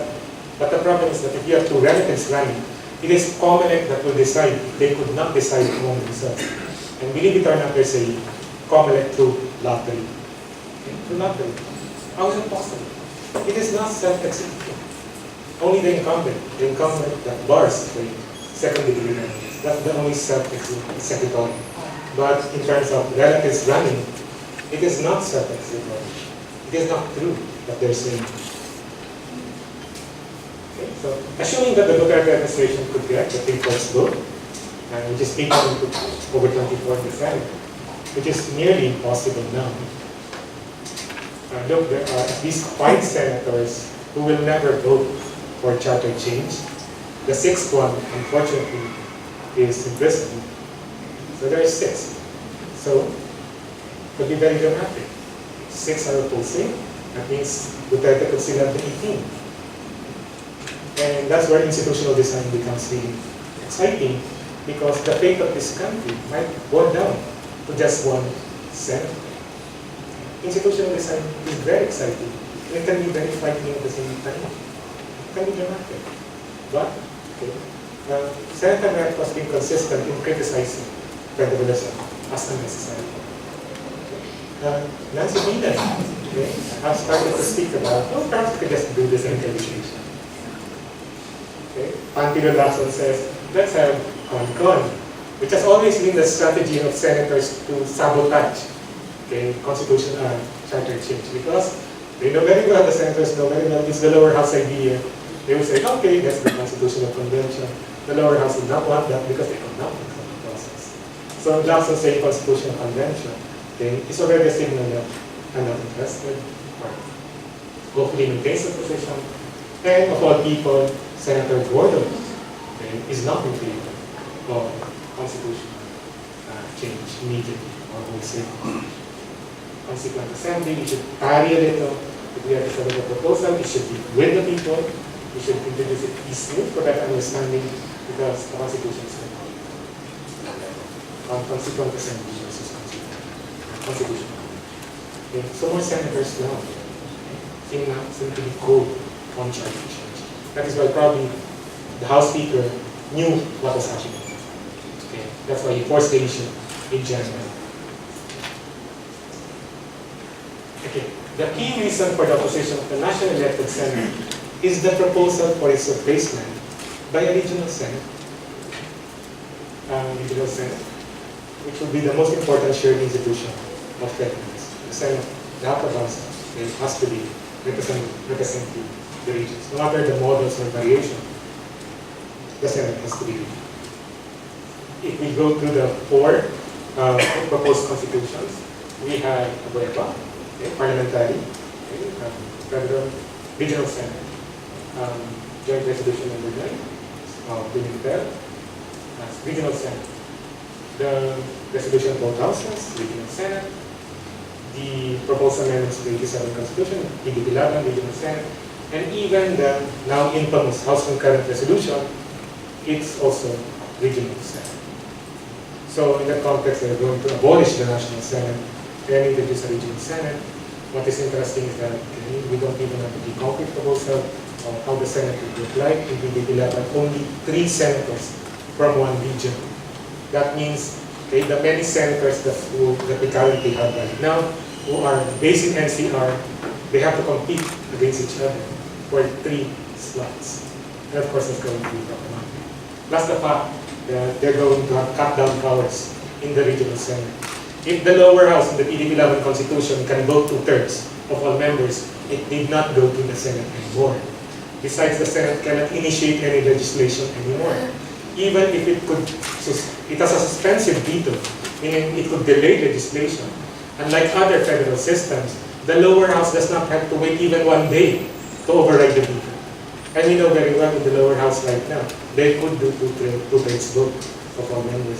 The Senate could be actually relegated to irrelevance, at least in the PDP levels. If senators will read the PDP level Constitution, I doubt even if the supporters of President Duterte would support the federalism, because it's their neck that is not the job. They might have played along on the EJK investigation, they might have played along on the extension of martial law, but I don't think they will play along in their own institutional character. In the lower house, it's a different story. 223, 297, the lower house, it is sure ball as of now. Why? Because of the characteristics of our lower house. Your congressmen are interested in the re-election in the district, not so much federalism. So they would go with the president. So just 2 comments. Very low level of institutionalization of political parties in the lower house. One of the most crucial indicators is party switching. For some scholars, it is the worst indicator, because how could your party develop if your presidential candidate loses, you abandon him? You abandon the party. Current 17th Congress, the one that will become the CONAS, the election result for House of Representatives, PDP 11 only had 3 out of the 297 representatives. LP had 116 members that were elected in 2016. After the post-election party switching and realignment, the PDP 11 membership and allies swelled to a supermajority of 260 plus. That's why we're lording it in the lower house. The LP down to 28 as of May 2017. And I was corrected by a congresswoman when I lectured this. They're now down to 23. No longer 28. Which entails the only seat in the Commission on Appointments of LP. Because you have to have 24 per seat. Then the official minority is 20 plus, but in reality, the majority is minority. Okay? At times it's even more majority than the majority. Harry Roque was deputy minority leader before. Look where he ended up now. He's even more Duterte than Duterte. And he came from the minority. The real minority is just 7 members. There's so few, we even have a nickname for them. They were made to send 7 because we could count them. And then, but we must have now the Makabayan after the breakup with Duterte. So, what kind of institution? institutionalization of political parties, we will have if you have this situation. What are the implications? It's well known in the literature. Higher level of payoffs to move the legislative agenda of the executive. Okay? And this is through pork barrel by any other name. Okay? CDF, IDA. Now, we still don't have a name under Duterte. Okay? We just call it generically Duterte support. Okay? Some people call it Alvarez. Okay? We don't call it Alvarez support. Second, more incoherent lawmaking as more policy side payments are made with more players representing particular interests. If the first one is actual payoff of pork barrel, the second one is payoff of the legislation itself. That's why you water down the bill, because you have to please these congressmen or senators or representing interests, or their interests or their patrons' interests. And the third one is more unstable political support for the president, especially when his popularity is going down. Because our presidential system has a term limit, we have a lame duck president on his 5th and 6th year. And usually you have a slower legislative agenda moving at this time. Let's have the second one, very popular now, the higher level of barrier to entry. And one of the most crucial indicators, as I said, this issue is very popular, the problem of political dynasty. Our elites are related to each other. I'm not aware of any scholarly study yet on the 16th Congress, 2013-2016, and the current 17th Congress, 2016-2019. But there are at least two on the House of Representatives of the 15th Congress, 2010-2013. This would be by Mendoza et al. And the School of Government, publishing the Philippine Political Science Journal, PPSJ. Inequality in democracy, insights from empirical analysis of political dynasties in the 15th Philippine Congress. Okay. According to this work, 70% of members belong to a political dynasty. Okay. So that is often quoted in media. It is from this work.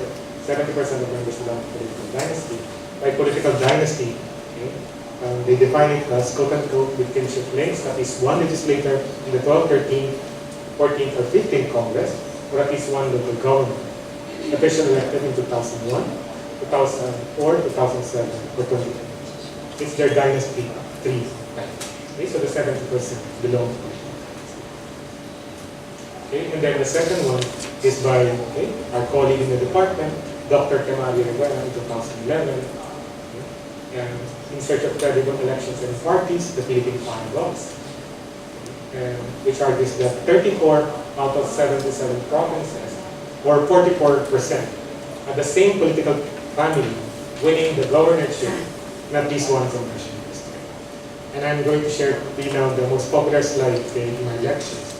Okay, I'll devote a few minutes for you to read this. This is the table. Okay. When I lecture outside, and I immediately make people protest. So perhaps you might want to check out the provinces.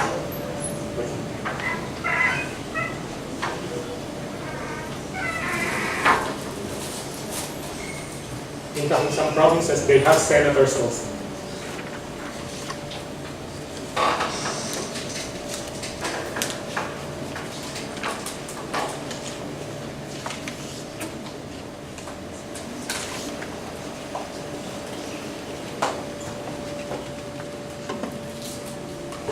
The PDF version of the PowerPoint will be available on the SWS if you want to check.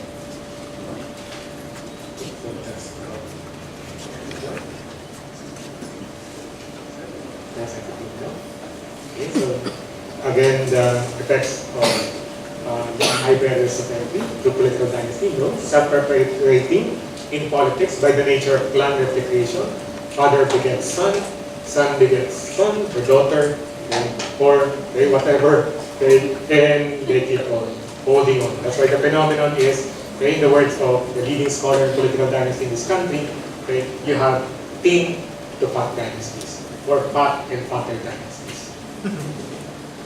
Then second, they're very highly clientelistic, meaning patronage-based, because when push comes to shove, at times even when there's no shove, because familial clan interests take precedence over national interests. And the third one, prevents party institutionalization. Okay? As dynasties act as surrogates of political parties. When you want to make deal with the powerful politicians in a province, you don't look who's the head of political party, you look at the most powerful political families in the province. So we could now assemble for this.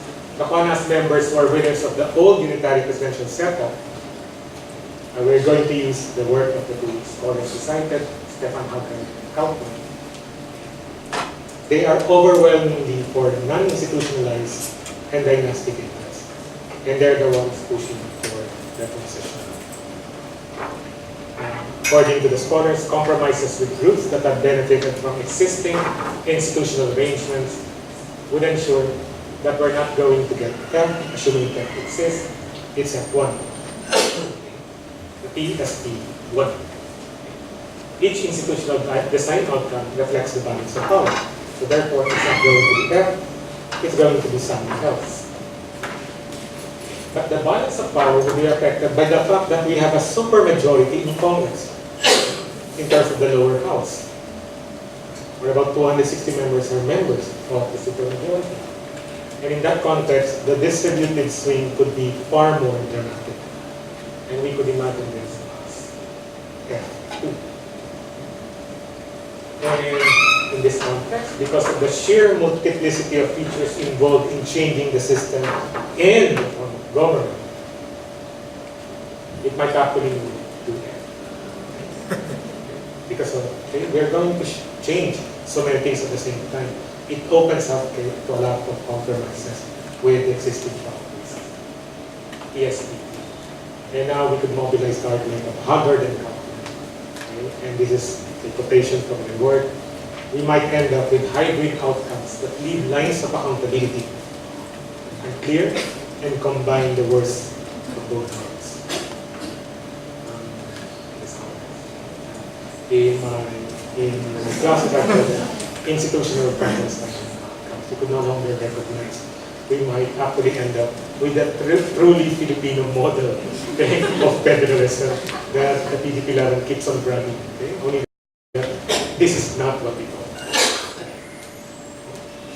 So, in this context, we talk about institutional indigeneity. Okay? Here, very important, the concept of institutional indigeneity. What would explain the institutional choices that we're going to make and their performance? And among the most important factors would be existing vested interests. The ones who actually benefit from the current presidential and new tests. And these are the honest members who are the ones. That's why there's a premium on democratic regime transitions. Because if there's a democratic regime transition, there's some kind of assumption of some kind of displacement of the vested interests of the old order. That's why it's possible to make the transition. It's a political transition.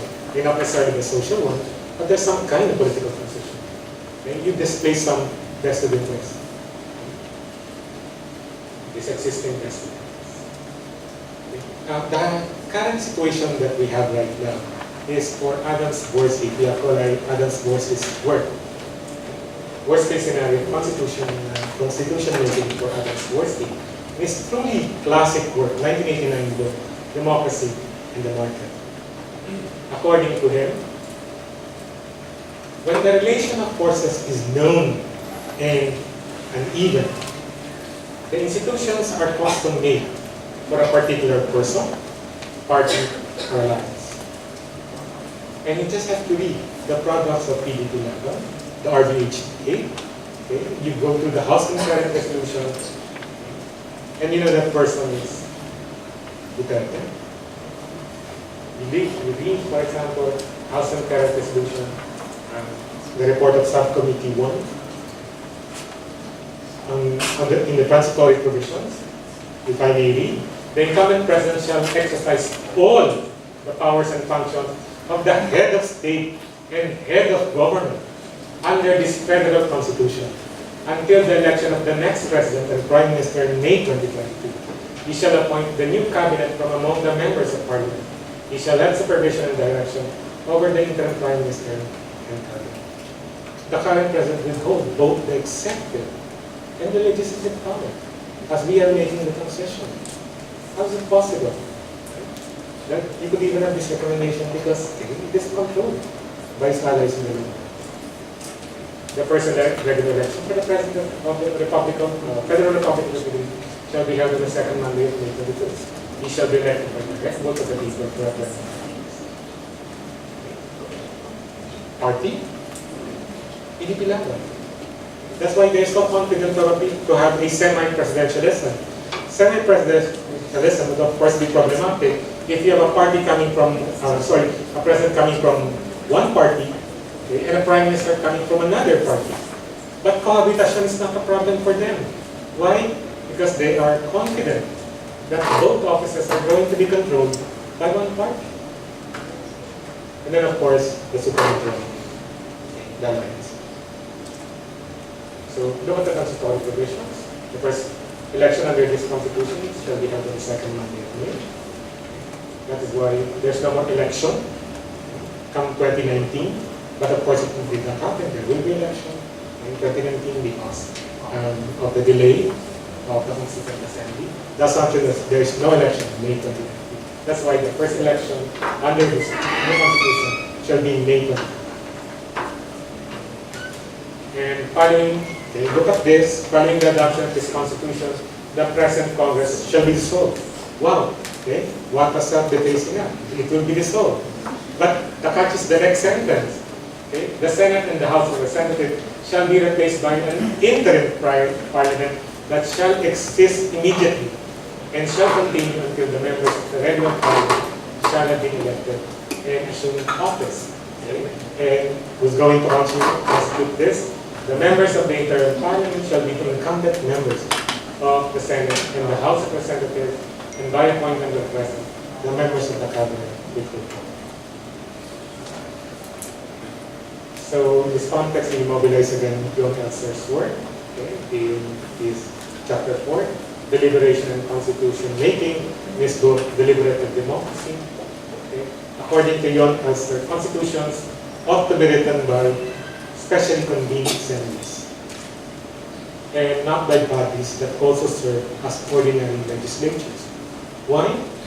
Because we could anticipate, okay, to reduce the scope for institutional meetings. They're going to protect their own constitution. Read the House Concurrent Resolution. Okay? Don't read the PDP Laban, okay? Because it's not. This was a product of study group. These are the people going to write your new constitution. And they're the members of the Congress. So we are now, okay, we're now in our last slides. We're now in a position to assemble everything. The political economy of the Federalism project of the Philippines under Duterte may actually look like this, okay, and is actually starting to look like this. So the analogy that I always use in my lectures and also in my class, it's your same inept driver that has crushed your car, old car, a number of times. Who does not take care to maintain your car, even steals the gasoline of your car if you're not looking. Anything that you just because you bought a brand new vehicle, okay, that same driver can now drive you safely, okay, not only in Manila, but a trip from Manila to Sagada. If you believe that, good luck to you. So, okay, we're done.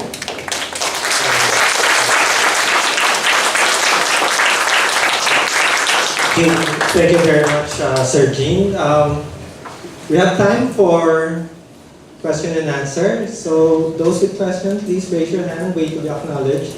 And we have microphones, just tell us your name, brief and direct. So, any questions?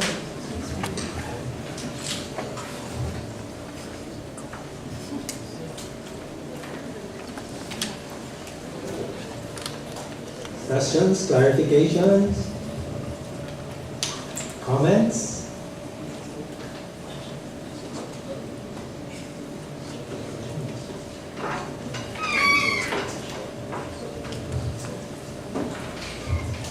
Hi, sir. I just want to clarify something. So, after every day, I just want to know your personal sense. So, you're iffy with the idea of charter change or yung part lang na federalism?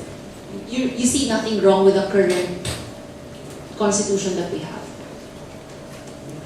There might be problems with the Constitution, but it's going to be through constitutional amendments if you're going to touch the Constitution. But the current campaign of federalism actually talks about how we're going to really empower the regions. And if we're talking of empowerment of the regions, we haven't even tried improving our local government codes. Before I could be convinced that let us touch the Constitution, wherein there's going to be intense distributed struggle. We're going to debate this like what's happening right now. Let's start with the local government code. The problem that we're having now is that some scholars are talking of this federalism as the next logical step to devolution. Okay? As if the next federalism is the next logical step. First of all, systems of government could not be compared as steps to each other. Okay? And in fact, okay, as I've argued in the lecture, the difference is on constitutionally protected powers, not the extent of powers. How could we say that we have exhausted our local government code when we haven't even reviewed our local government code? And the catch is, if we do the federal transition, in the first 18 months after ratification of the Constitution, we need a regional local government code, as proposed by the PDP Laban. The problem is, I have yet to see the shadow of that code. They do not even have a draft of that code. But in order to move the federalism project that they have, within 18 months, they have to pass that code to create an interim regional commission. What if we could not pass that code? We're going to be stuck. One reason why there has not been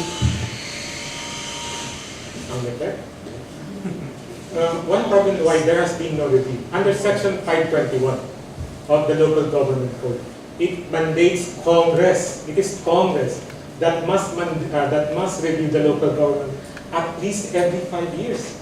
It could do it every year. It was passed in 1991. We're now 2018. How many reviews has Congress done?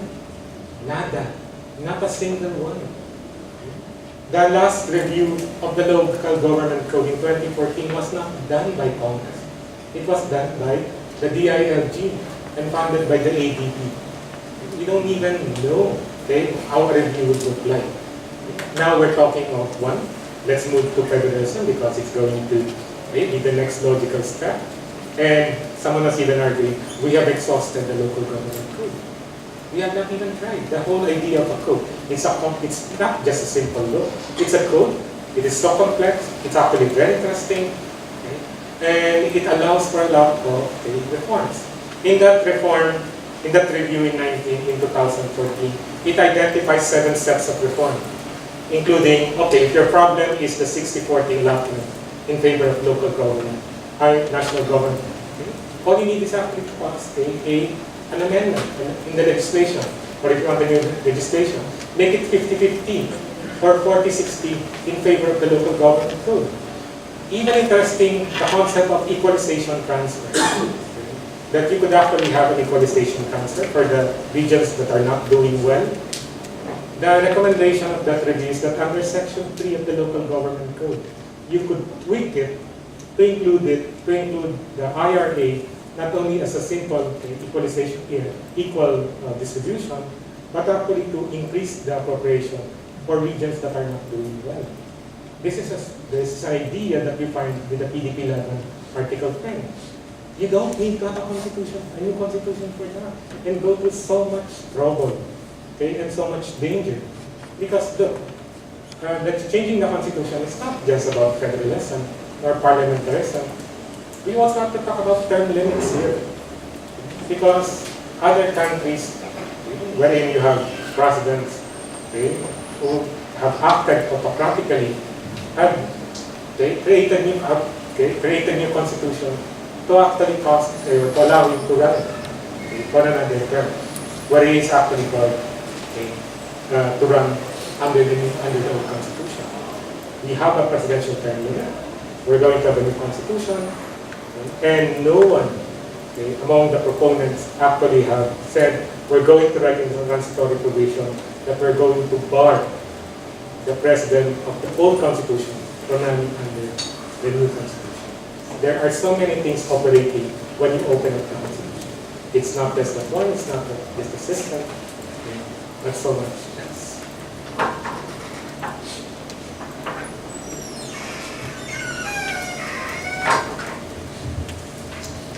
Yes. Hi, Sir Jean. One of the main justifications for the move for federalism is that it will be in the interest of the nation to actually debunk or remove the imperial nature of Metro Manila. So there's an economic rationale behind all of this. The theory being that if we adopt a federal system, then they somehow seem to believe that that will automatically remove the imperial nature of Manila and bring prosperity to the regions. In your study of this, is there any good reason to believe this theory? Is there anything in the literature that establishes a causal relation between a different system, adopting a federal form of government and economic outcomes? Okay, thank you for the question, JC. And in fact, I could use your article in Rappler to be able to answer that. Wherein one aspect is regions, if you're going to shift to federalism, it's the same thing that would happen. Regions that are doing well because they have the proper political institutions and the competent leadership will also do well in federalism. Okay, so regional imbalances may not necessarily be addressed. But if you're going to do the PDP-Laban design of their federalism, it's even going to be more problematic because of the way that they have designed the regional governance. We could use also Rodden and Weibel's argument, the ones that I have raised, wherein if you're going to look at the recent experience of federal countries, they have also not addressed the regional imbalances. And worse, those regional imbalances have caused macroeconomic crisis because the central government actually tried to address these imbalances, and the regional governments have used this to actually hijack macroeconomic policy. So the performance of these federal countries, the recent performance does not give us that much confidence that we're going to actually also do well when we shift to federalism. But the same thing, critics of federalism have pointed out that if you want to address regional imbalances, there are things that we could do under a unitary setup. I could remember Commissioner Monso talking of the strategy of NEDA on spatial management, spatial meaning space, of linking regions that are not doing well with other regions, or I think provinces with provinces that are doing well. In institutional design, there's no such thing as single solutions. There are so many possible combinations. In fact, as I mentioned in institutional configuration, perhaps the problem is not the system of government, but actually some aspect of your party system. Perhaps your party system is too nationalized. Perhaps if we make it more regionalized, there might be some kind of changes. And as you pointed out, JC, in your article, actually some regions are actually growing faster now than the NCR. And I could remember also the lecture of Dr. Mangahas, telling that in terms of well-being, sense of well-being of Filipino, in Mindanao it's actually higher than NCR. Okay, so when we say Imperial Manila, we should be very careful about that. Okay? So that's my answer. Good evening, Professor Pilapil. I think you make a good case about how federalism is not necessary to address the economic concerns that is being used as the justification. But how would institutional design address or not address the problem of the Bangsamoro entity? Or of course, there's a proposal that it can just be addressed through a law, Bangsamoro law. But as a lawyer, of course, there are many cases that have said that there are concerns with how we can address within the Constitution the demands or the claims of MILF or other sectors in Mindanao. So, wouldn't the federalism project be necessary, not from an economic standpoint, but from a political standpoint for the Bangsamoro problem? The Bangsamoro problem and also to the BBM and its contrast with federalism. It's very interesting to discuss, okay, on so many aspects. The first one is the BBL allows us to actually try out, okay, an asymmetric arrangement. And we will not do federalism because if you're going to look at from section 16 to 21 of Article 10, it's already built in our constitution that we're going to have an asymmetric decentralization. Okay? It talks of an autonomous region for the whole Riviera and Muslim Mindanao. So we could try the BBL first. And ironically, the IMILF, the most important armed group there, is not for federalism. It's actually for BBL. So interestingly, we could try out and see how it happens. And this would be some kind of sequential understanding. We could try this out. Now, there's also a view that perhaps we have to have a constitutional amendment to make the concept of a subnational government constitutional under the unitary system. You don't have to go federal for that. I could remember Dean Bacani, the leading scholar on BBL, saying that they are good if there are only certain sections that they could change in Article 10. That would ensure that the BBL will be constitutional. Federalism has nothing to do with that. Okay? So on two grounds, okay, or on this argument, we could tap the argument of the institutional design literature. We could try legislation, or we could have pinpoint constitutional amendment. With federalism, one reason why MILF is not that happy with federalism is that they could not control the process. BBL is already with them. They could be directly involved. And then with federalism, it's something else. Because again, it's Congress that would control it. Thank you for that. Okay, maybe we can squeeze in one or two more questions. Yes, sir. Yes, ma'am. We have to stand. Hi sir, thank you for the very informative talk. I've learned a lot, and one of my key takeaways was you mentioned that one of the biggest problems is the party system. How people, how politicians rather move from party to party depending on who's in power. My question is, besides the current push for the anti-dynasty bill, what other solutions can our current institutions, whether legislative or executive, what can they do to correct this problem within our party systems to make it more representative of the needs of the people and not personal interests?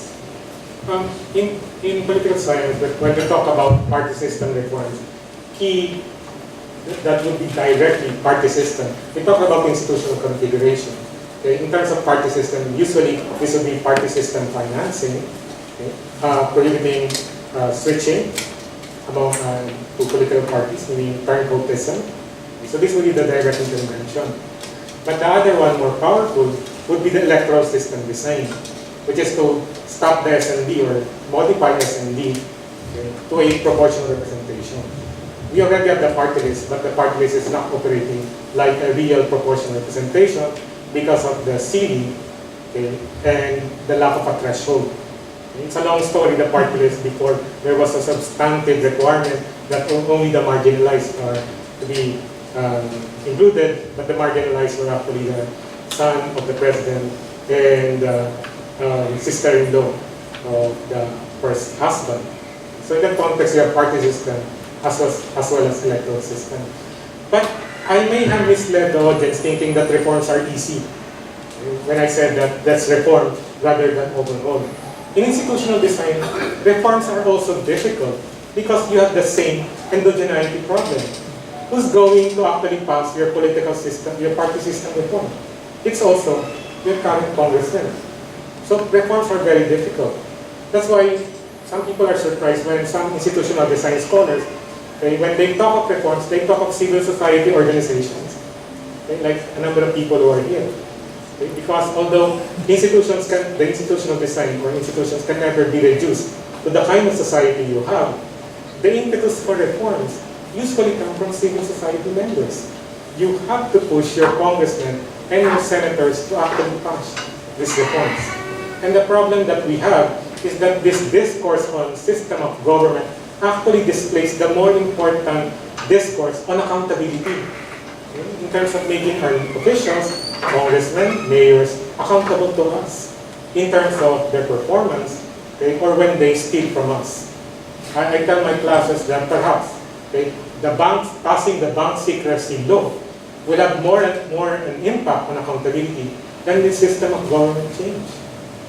Or passing the Freedom of Information Bill, once and for all, might have more of an impact in political system in terms of accountability than a system of government change. Surely there will be an impact with the system of government, but it's not going to improve your accountability. It would have an impact on your local politicians in making them more powerful. If you're going to look at Article 10 of PDP Laban, okay, Section 28, the Regional Commission, just to mobilize the governors and the mayors to be in line for federalism. There are two techniques. The political one, DIL, is basically requiring them to campaign.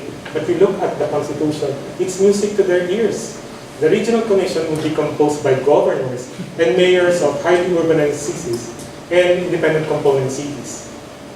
They're going to have both executive and legislative powers. This is not a parliamentary form, wherein there's a legislative body that would actually elect executive. No, there's no such thing. The Regional Commission would be composed of governors and mayors, and they would hold both executive and legislative powers. Look, federalism is being sold to us, even by the scholars. The study group say it's going to democratize Philippines. But once they start designing their federalism ship, where's the empowerment? Where's the people there? All I see will be governors and mayors.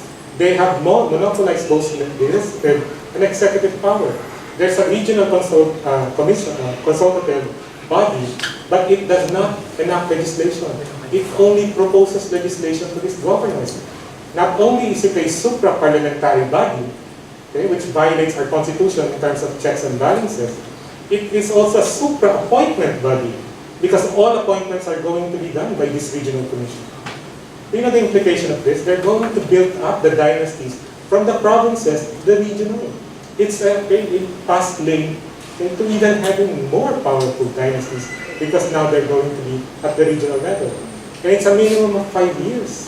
That's why I'm saying that when you read the regional, the design of the PDP 11 Article 10, I'll have the Article 10 of the 87 Constitution any day. Besides the Article 10 of the 87 Constitution, it's already fascinating enough. If you compare it to the other local government provisions, other constitutions, Article 10, our Article 10, is already an achievement. It is getting so much bad rap right now. But if you read Article 10, it is fascinating. It is open-ended. It is far, far better than the Article 10 of the PDP Laban. Why? In institutional design, an open-ended rule is much, much better than a bad rule. And that's the dilemma we're going through. Okay, last question for Sir Jean. Well, kung wala na, a round of applause for Sir Jean. And let's hear it from Pastor Manas. Thank you, Leo. Thank you very much, Jean. Thank you, sir, for having me. Yeah. I have heard Professor Pilapil speak before, and invited him to share his views here, and also knowing that this would be rather long or lengthy, because you make it short, you see, then where's the contribution? Considering that this is not really an empirical matter, or the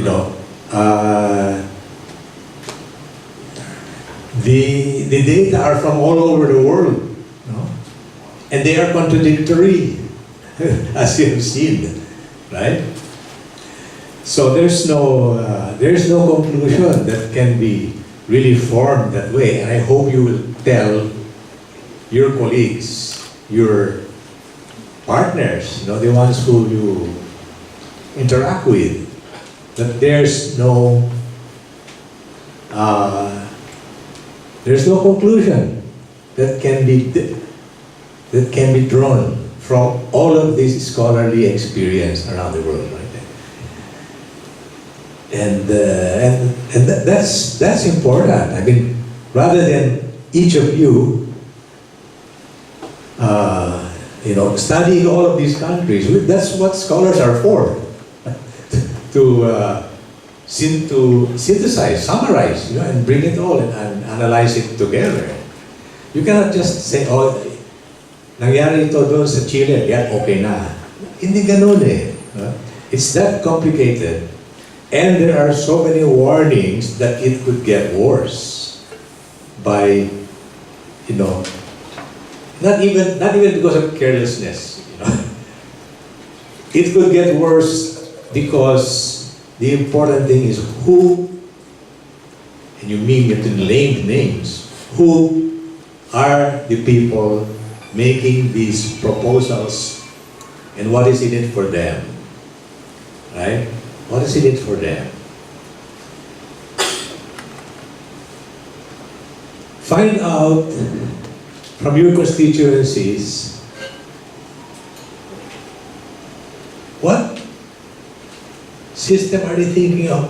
Oh, are they discussing it among themselves? Are they saying, ganito compared to ganon? Huh?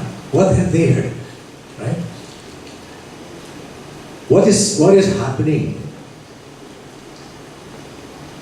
I figure that you just have a lot of bullying going around. Basta ipasa ninyo ito para sa kanila. Di ba? Ipasa ninyo. In which case, you just have to tell people na, be sensible, di ba? Mas mabuting huwag gumalaw kaysa bibigyan mo ng mas madaming poder. Ito mga sakit na politicians na ito. But you have to open it up. You have to say, may ganito, may ganito. Ito, nalaman mo nyo ba ito? Nabasa nyo ba ito? Di ba?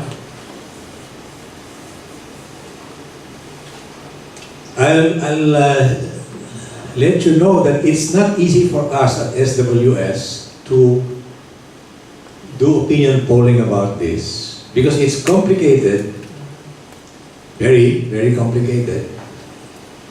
And you can't do this by asking one or two simple questions, baka mas lalo sumama.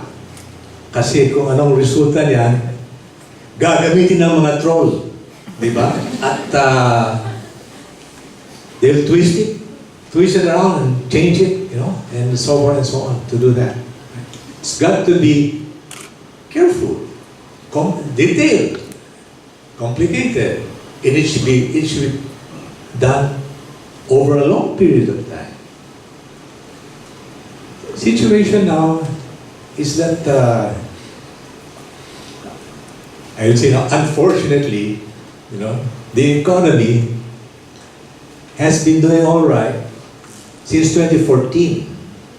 14 now, this is not new, not that new, but the last 4 years is much better than the last 25 years.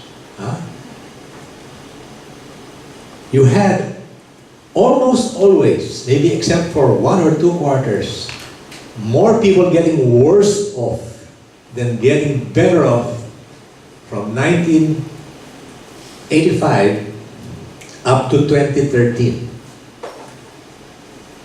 That's decades of having more people saying, this is not doing well for me.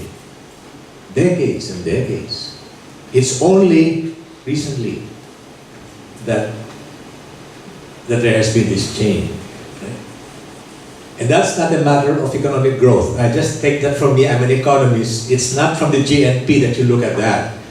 It's from the low inflation that happened, especially in 2014 and 2015, a little bit, but now it's creeping up. It's creeping up, and there will be a point there where there might be a big spike, lagot. Lagot. Right?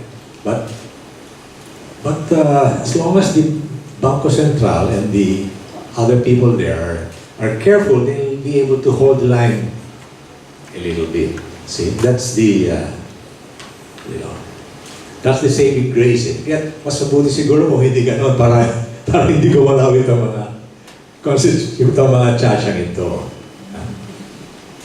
But you can't have everything, di ba? And we're just so glad that more people are now getting better off and getting worse off. And the more educated, the better. Because for the really, really poorest people, medyo tabla lang yun. Tabla lang panalo at saka natatalo.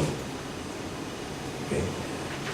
But if you're at least a high school graduate, nakakalamang, mas nakakalamang kesa sumasama. Right? So, the economy is helping. Okay. It's helping. And of course, you don't want to stop that kind of a situation. Back in the days of the Arroyo administration, we used to ask a lot of questions about charter change, and it was easy because it was very obvious at that time that this is all about extending the term of the president. You just had to, say, gusto niyo bang magka-cha-cha? They would say, no, because di ko alam kung ano nandyan eh. In fact, they were very secretive about what would be in there.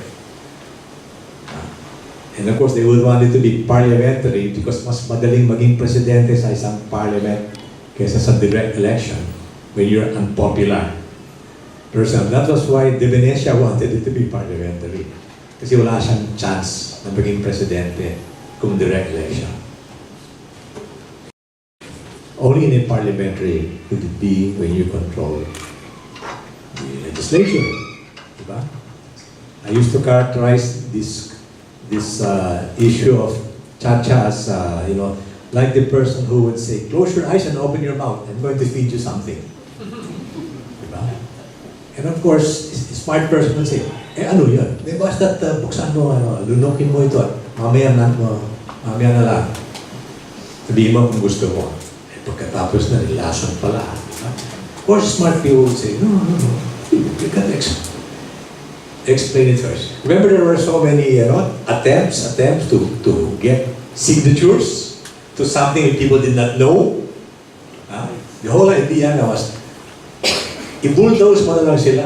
Kuha ng signatures. Now, what's happening at the grassroots levels where you know?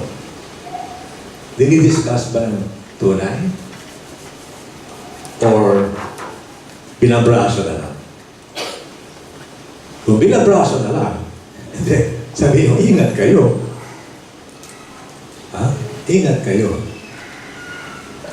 This is getting to be a government by +1, not a government really interested in serving the people. Diba? On our part, we will be very careful not to give ammunition to an undemocratic change. Right? We are a democratic institution. I mean, our trabaho is helping democracy, and we'll try our best not to be misused, right? But it's not easy, Not easy. There are many traps that you don't want to fall into. And there's very little support for nonpartisan research right now. So, bahala na lang paunti-unti of what we can do, but so as not to promote authoritarianism and not to promote fooling the people. That's going to be our main concern in terms of our research. Okay. Our research is not a big political force. It's on the side. As you would know, hindi kami politicians. you could probably do more within your own capacities. That's what we should all just do, no? Within our own capacities. Try to explain and try to warn when there are no explanations being given. Maybe that's the most important message. Yun mo, malabo yun eh. Kung malabo, ipaliwanag. Kung hindi mapaliwanag ng gusto, wag. You know? Easy lang. Dahan-dahan lang. Sabihin mo, ito ang pinaka-importanting conclusion dito. Slow by slow. Subukan muna itong isang maliit na report na ito, saka yun.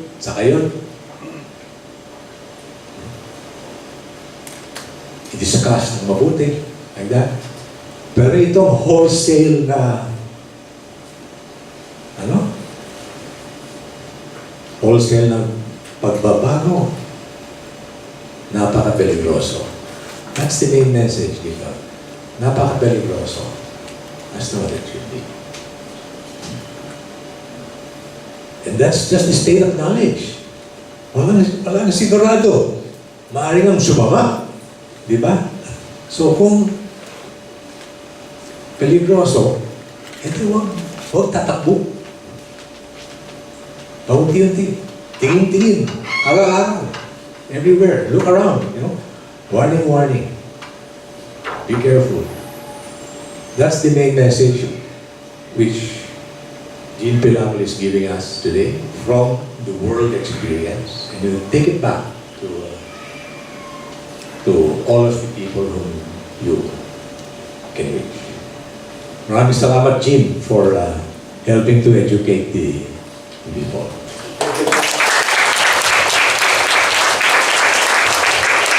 Thank you, sir.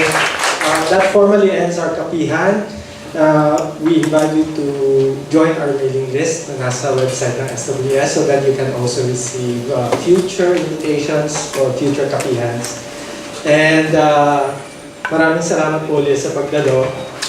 And iniimbitahan po namin kayo sa aming traditional na group picture with the speaker and Dr. Ramahas. So, dito na lang po sa stage para sa ating class picture.